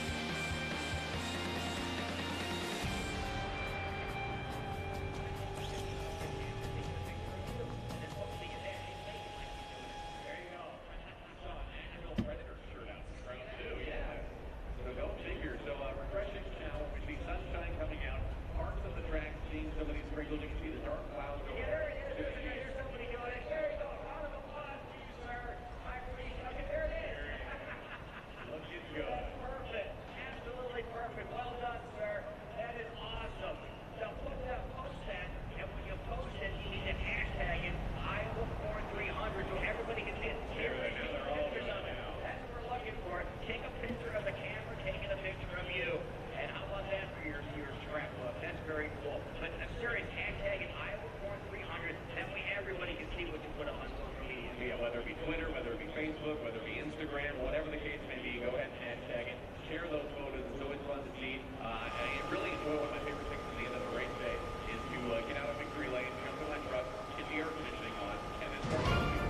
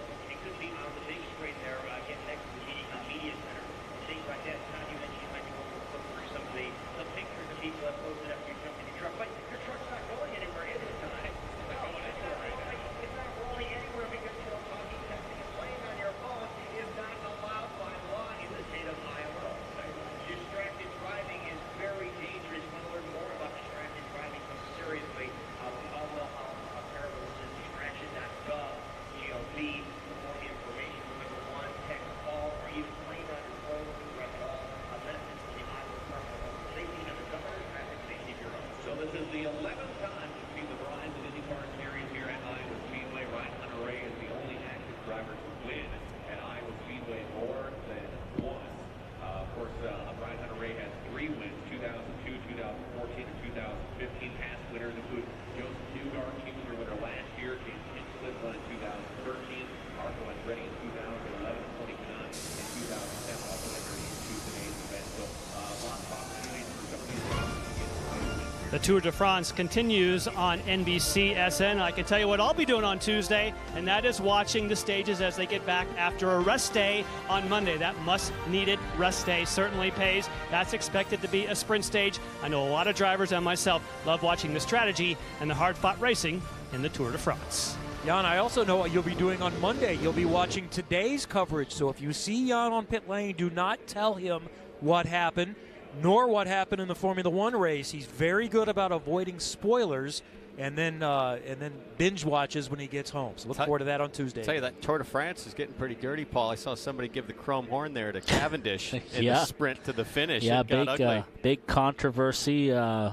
Peter Sagan was disqualified. It caused a huge stir on the internet, on Instagram, Facebook, people complaining about it because he's one of the fan favorites.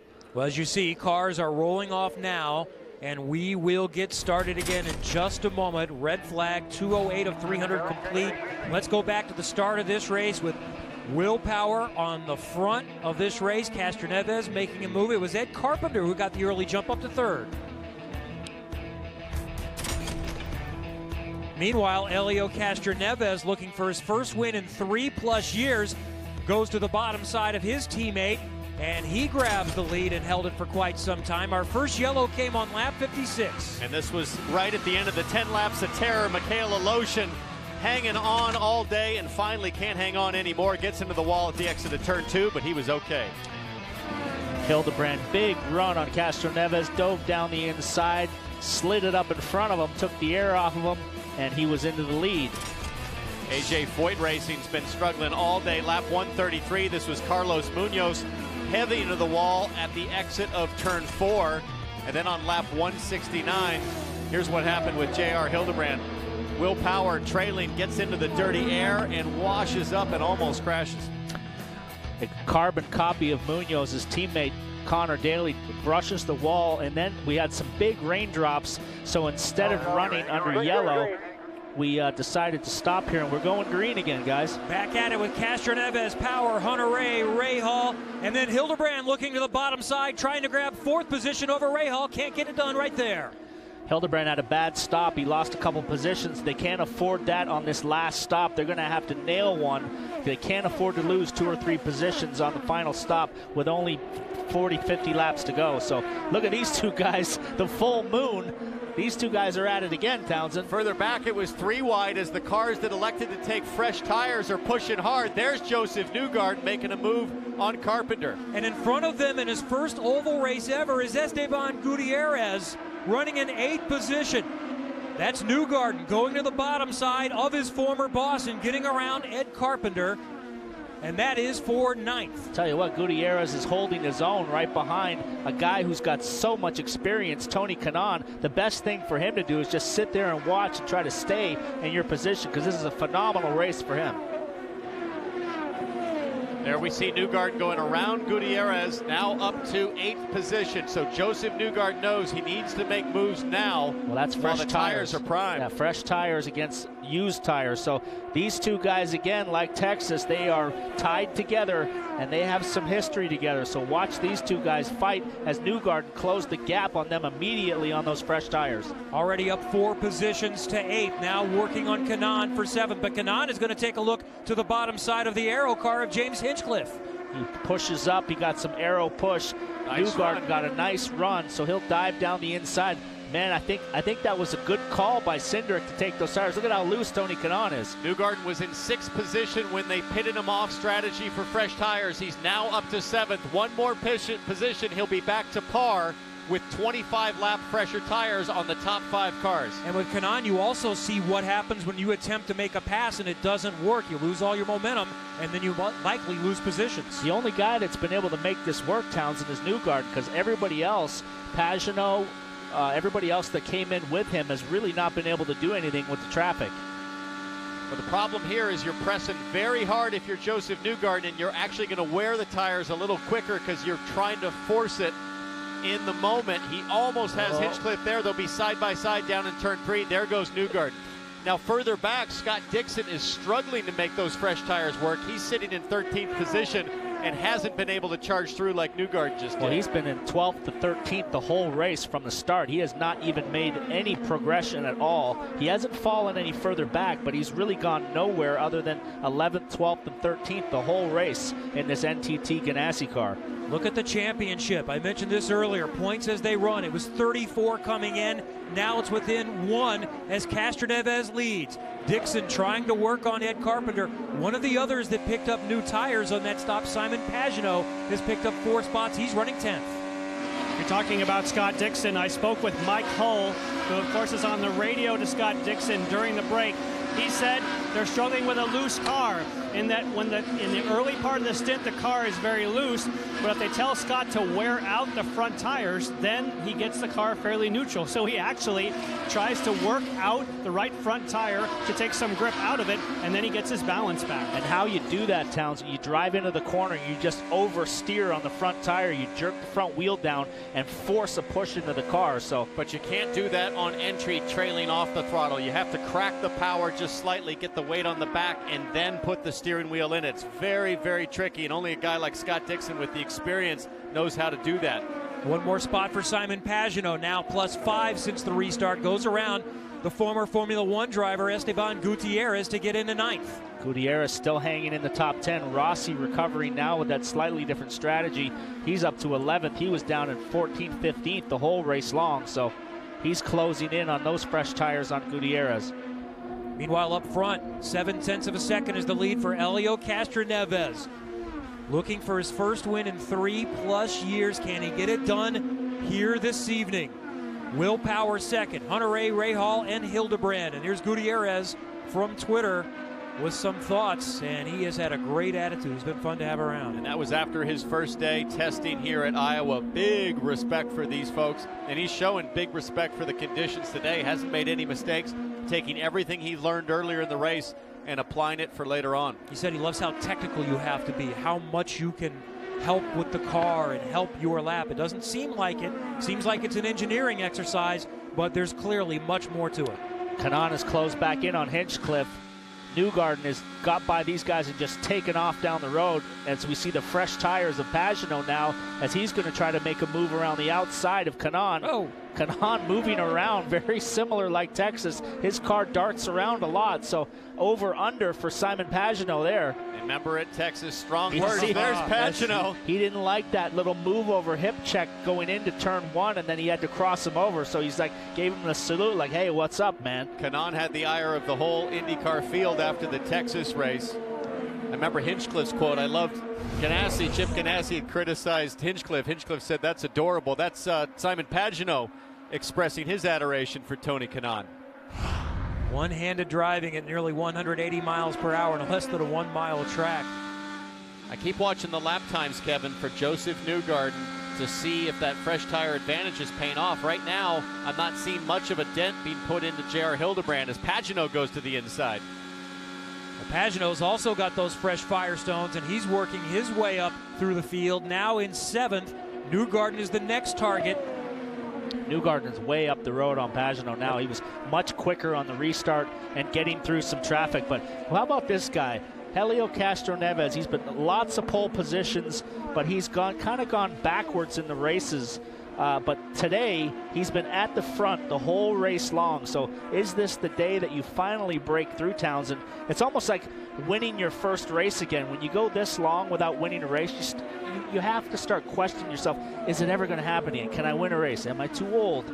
You know, well, especially if he gets this win today, I think it'll open the floodgates again for him with more wins. I agree, and he's done just such a good job, Paul, the last couple of years to get himself fast again. When Will Power showed up on this team 5 or 6 years ago, it really put a shadow on Castroneves.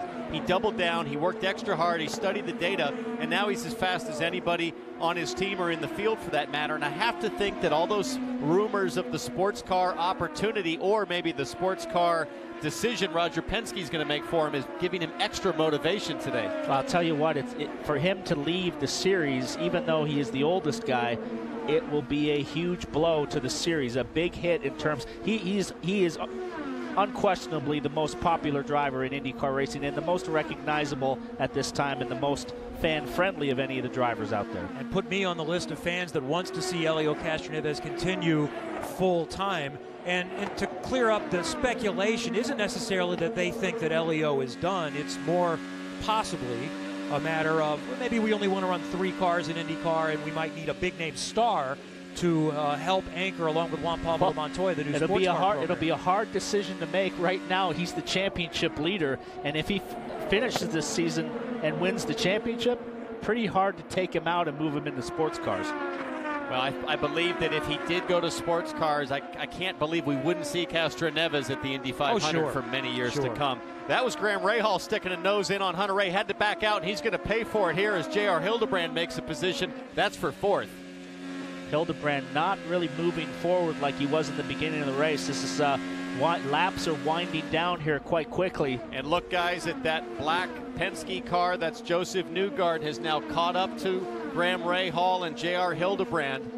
So right now we know tires are everything now at this stage of the race. Fresh tires, whether you've done 5 or 10 laps, fresh tires are everything. And the other thing for Newgarden that I like with the strategy, guys, is that this allows him to go much deeper for the final stop, which is insurance against pitting under green. Some of these other cars, like your leaders, they're going to have to stop earlier, and if they're forced to stop under green and Newgarden can stretch it and catch a yellow, that's going to be huge. Well, we've seen a yellow at the end of every stint. As you see, Graham Rahal comes back on J.R. Hildebrand and slices down the inside. He slides up the track, washes it out in front of him, so that was a tough pass there. Meanwhile, up front, Castroneves continues to expand his lead almost 3 seconds now on Will Power. Another 3 or 4 tenths back to Ryan Hunter-Reay. Will this be the day for Helio Castroneves? Swirling rumors about his future. Wants to put it back in victory lane and might have the car to do it at Iowa tonight.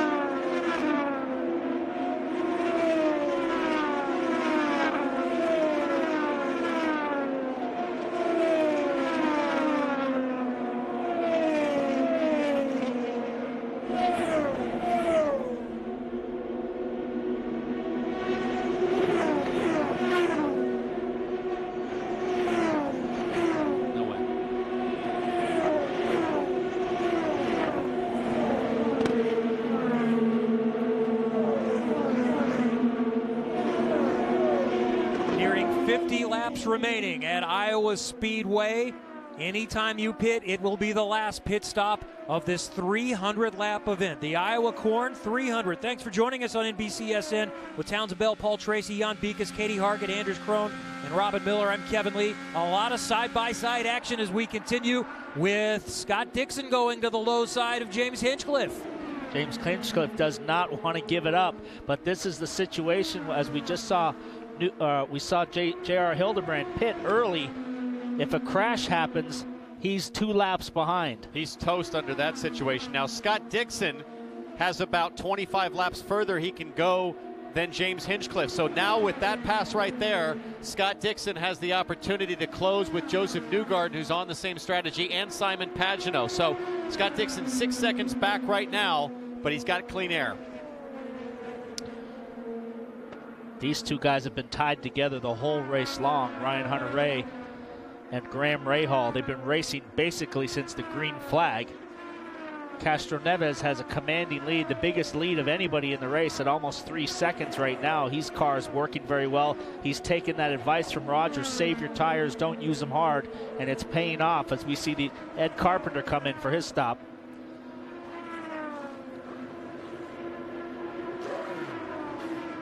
Little trouble with the left front tires. Ed Carpenter's off and away. Your leader, Castroneves, is on pit lane.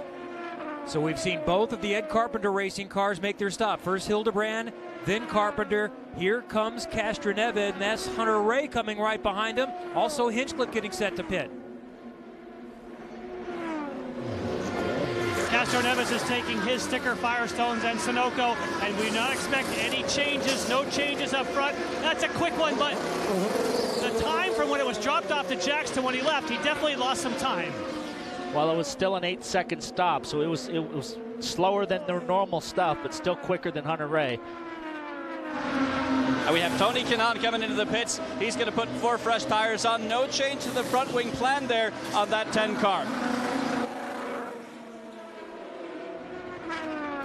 Graham Rahal also going to stop on the same lap that we'll see Will Power also. So we'll watch multiple stops as Will Power makes his way on.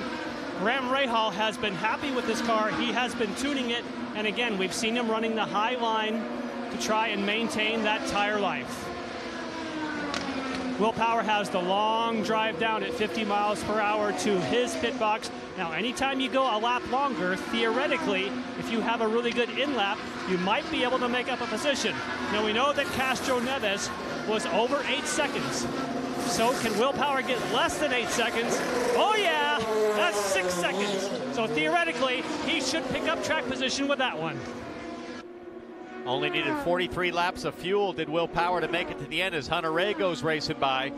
The guy right now who's your leader is Simon Pagenaud, who was on the radio with his team saying his car was handling terrible as he peels off and comes to the pit lane. Now Dixon is your leader. I'm really surprised Joseph Newgarden came to pit lane as well. These guys pitting a little earlier than I would have thought. Simon Pagenaud now making his stop, and I agree with you, Townsend. Very strange to see that Joseph Newgarden chose that lap to pit. Behind him, you can see the front wing change for Simon Pagenaud and the stop for Scott Dixon. Now, meanwhile, J.R. Hildebrand, of those that have pitted, is in front of Helio Castroneves. Let's go back and look at Joseph Newgarden's stop.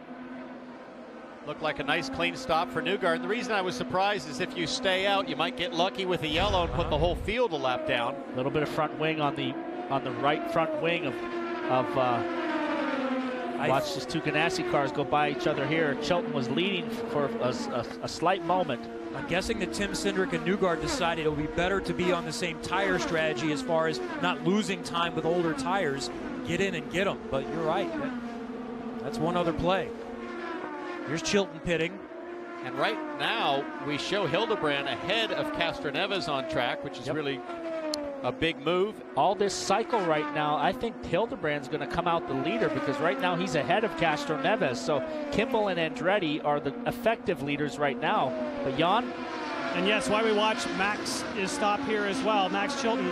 I do agree. I think that slightly slower stop, and you can see even Max Chilton, they're pulling off some very fast stops here when they don't need necessarily all the fuel. Castroneves should lose a bit because he was slightly delayed on exit. And there is the effective leader of the race. He's going to get around Charlie Kimball, who has not made his stop yet. But there's Helio Castroneves. Can he use the Kimball pick to get back in front? This is essentially a battle for the lead, and now it will be. Hildebrand to the bottom side. Castroneves backed off of that. He saw some danger and backed off of it. He had a run at him. Charlie peels it off to the pit lane. But Hildebrand's got a little bit of breathing room. He had some traffic there, Townsend, but now is the time that he has got to hang on till the end of the race. He's got the clear road ahead. He's got to use this traffic and use it the right way and keep this 42-year-old behind him. That was the move, I believe, for JR to win this race. He had to be bold. He needed to do something and take a risk to get around Kimball because he has the strongest car over a long stint. Marco Andretti is officially the leader, but effectively it's J.R. Hildebrand. Marco will be pitting very soon. Helio Castroneves' car looks really strong right now. He's able to pull right back up on the back as JR goes around Gutierrez. But right now we've got Rossi right there in front of Hildebrand. So there's got some traffic right here with these Andretti cars. And Paul, I think Castroneves has to push right now. Ooh. He can't afford to let Hildebrand get away on a long run. He just got the nose. He got the nose chopped off of him from Rossi. He went down the inside, and that was just bad timing. He went down the inside of Rossi, and Rossi turned in on him, and that really cost him. Marco Andretti up ahead. But he's coming back. Marco's on old tires. And Castroneves goes around Andretti, and he's back in front. Hildebrand will move to second. They've been dealing with lap traffic, and Helio back to the front, looking to win for the first time in over 3 years, and he has no more stops to go. J.R. Hildebrand's got to regroup now. He has the car for the long run. He just needs to slot back in. Now we've got Newgarden pushing Graham Rahal. Rossi does not want to go a lap down. He's going to make it really hard. Graham Rahal almost in the fence. Running in 6th right now. And that's going to allow Newgarden an opportunity. That's Newgarden coming on the low side. A little wiggle for him. Can't get him right there. Working their way around Ed Jones. Down multiple laps. And up front, Castroneves up by 8/10. He still can't get by Rossi, so Rossi's making this really, really hard work to stay on the lead lap, because if it goes yellow, Castroneves gets a nice run here, but he definitely made it hard work for him. Castroneves is really gapping Hildebrand well here. He's built over a second lead, almost a second and a half now.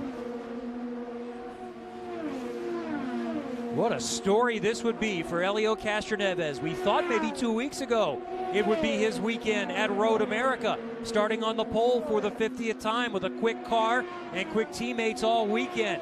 Here, we felt it would also be a strong opportunity for Team Penske. So many other contenders, and Castroneves is now up by 1.3 seconds on J.R. Hildebrand. Another 3 seconds back to Ryan Hunter-Reay, and Will Power, who was battling Helio all race, is now 5 seconds back in 4th.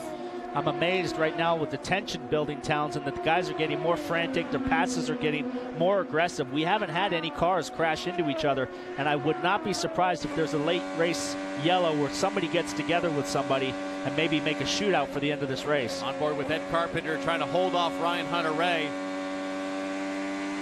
Look at Hunter-Reay's trying everything. Coming in high, crossing over low, trying to find some clean air. Where's the grip? And Ed Carpenter, after challenging up front early in the race, is now a lap down, so that's not for position. Hunter-Reay runs in 3rd. 6 second stop for Power really lost him positions. It's hard to believe he had a 2 second pit stop advantage on Castroneves, but came out in 4th place. Here's Will Power, a contender much of the race, but he's losing ground to his teammate Castroneves, now 5.5 seconds back. Here's Newgarden still working on Graham Rahal in the yellow car.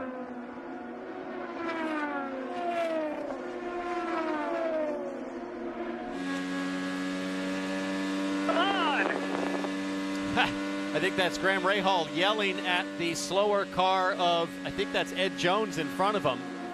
Gutierrez, excuse me. I think that's what Graham's wanting, is for Gutierrez to move out of the way. The officials will use the blue flag with 20 laps to go to move traffic out of the way. There's Marco Andretti making that final stop. He led for a little while off sequence before Castroneves and the others got by him. Yeah, I think the problem for Graham, it's like he said himself, he's a one-trick pony. He's only got one line on the track, and that's the super high line, and the cars come up to the wall on the exit and cut off his air, and he can't get a run on these guys. That is Gutierrez right in front of Graham Rahal as Newgarden looks down to the bottom side. Will he try to use a pick? Will Power, fourth place, not too far in front. Rahal taking a peek. Can't get by Gutierrez, one lap down. See Rahal, as soon as he tries the bottom line, Townsend, he's just really got nothing. Well, he's pushing as hard as he can. He knows that he has a strong car, but if he can't get past lap traffic, he just can't factor, and he's losing time with every lap, currently 7 seconds back of the leader, Castroneves. So you look at length of time between wins. Helio Castroneves, third on that list. 54 races since his last win. It was at Belle Isle in Detroit in 2014. Since that time, he's finished second 8 times, 13 times on the podium. Will this be the day? And it would also move him right on the brink of Scott Dixon in the championship. The only thing that's eluded him in his illustrious career. Right now, he is 6 back, and there would be 6 races to play. Right now, Scott Dixon is the points leader by 1 point over Helio Castroneves. So Scott Dixon is somewhat recovered from early in the race, right currently 9th. But he's hanging on to his points lead by 1 point as we see Hunter Ray slices down in front of Ed Carpenter. And that puts Ed Carpenter a lap down. Hunter Ray in third. Hildebrand's about 4 seconds up the road. And how fortunes have changed for Ed Carpenter. So strong. But we heard that radio transmission early. I know it looks like I'm pretty good, but I just can't keep up with anybody. And he's a lap down. Watching the gap between Castroneves and Hildebrand, it was 2 seconds. Now it's down to 1.6. So Castroneves trying to work lap traffic, having a little trouble with Charlie Kimball there. And there's Hildebrand with Rossi, I believe, in between. It is far from over because, as we have seen, things change so much throughout a stint. You've got lap traffic to deal with. If we have a yellow, everything starts. But what do you call it, the 10 laps of terror? Yeah. We're going to get towards the later stages. Well, if you had a yellow right now, I think the 10 cars on the lead lap, several of them would consider taking tires because lap traffic will get shuffled to the back. JR doing everything he can. That gap's now grown back to 2.2 seconds. So Castroneves looks pretty untouchable in clean air. We have a late race yellow, Townsend. I think everybody would take tires. We've already seen how effective they are, so I don't think you could gamble on not taking tires. That's what Helio Castroneves does not want to see. You do not want to take a chance on giving up track position. If I see the leader pit, I think I'm probably going to do the opposite if I'm behind him. Unless you're the 10th car on the lead lap Certainly. and you're going to go to the lead with track position, I might take that gamble. As Hinchcliffe working hard on the back of Scott Dixon, that's for 9th. Scott Dixon needs to hang on to this position because if he loses this spot, it's going to give up the points lead. So he's going to fight as hard as he can, and I will guarantee you he knows that from his team that he has to hang on to this position to keep the points lead.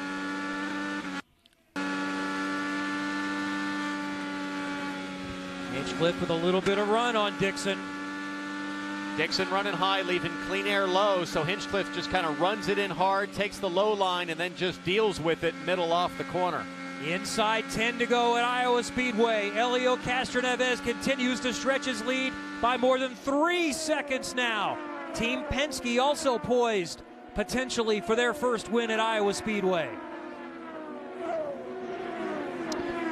If he gets across the line with the checkered flags, there's going to be a lot of tears flowing out of the eyes of Castroneves, and you can guarantee he'll run straight for the fence. So let's hope he can hold it together here for the next 8 laps. Well, it'll be well earned. He's driven flawlessly today. That track temperature now down to 107 degrees. It's cooling fast, and it really seems to advantage Castroneves. He's going faster and faster than Hildebrand in second position. Cars are spread out now for him. He doesn't have a lot of traffic, so he can take his time. He's got a nice gap built up, almost 4 seconds now, and he doesn't have a lot of traffic, like I said, so he can afford to take his time now and not make any mistakes.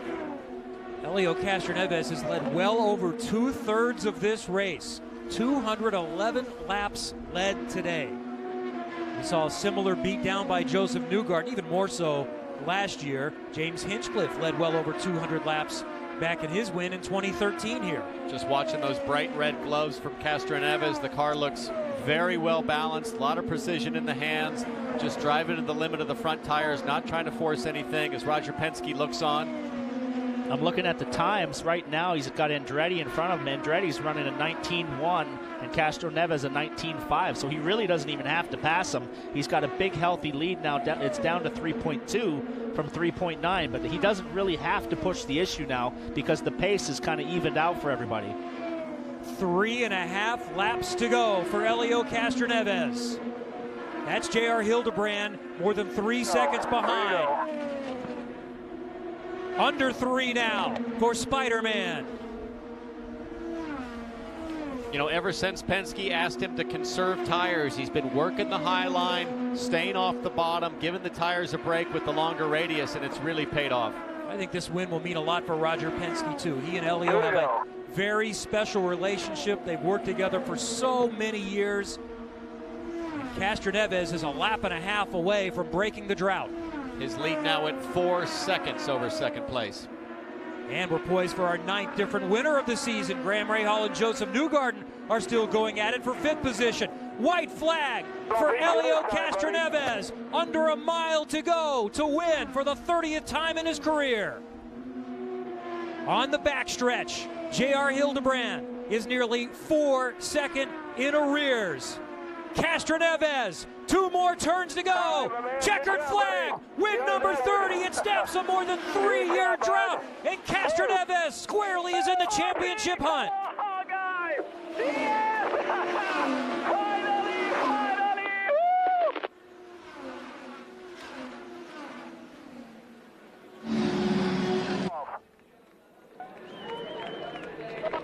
Thank you so much. I'm just going to climb the fence. It's been a long time. Woo! Great drive, Elio. Hell of a job, guys. Great job. You dominated them today, bud. 217 laps led, and Helio Castroneves wins for the first time since 2014. Wonder if he can remember how to climb. I think he can remember how to climb, and like I said earlier in the race, I think this is going to open the floodgates again for him to start winning again, because like I said, when you go a long time, you start to question whether you can get the job done anymore, and he certainly got it done today. His team said you dominated. I would expect him, it's going to be a showdown between him and Dixon the rest of the year. The championship difference is 8 points right now, but that's not on the mind of Helio Castroneves. It's winning for the first time in 3 years. Listen to the crowd.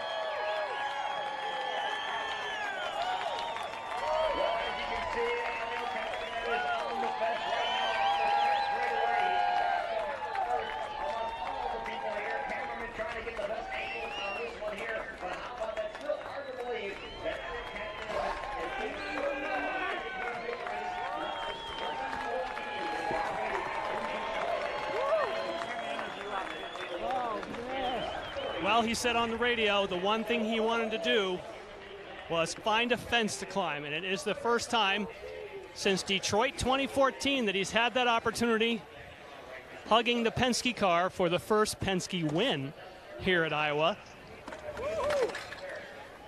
Elio, we'll let you get your helmet off here, but we are dying to get your thoughts on finally making it here and climbing that fence. I wasn't young as I used to be. I tell you what a car. Hitachi Chevy was unbelievable. Oh my goodness. What a great car, what a great team. What can I say, man?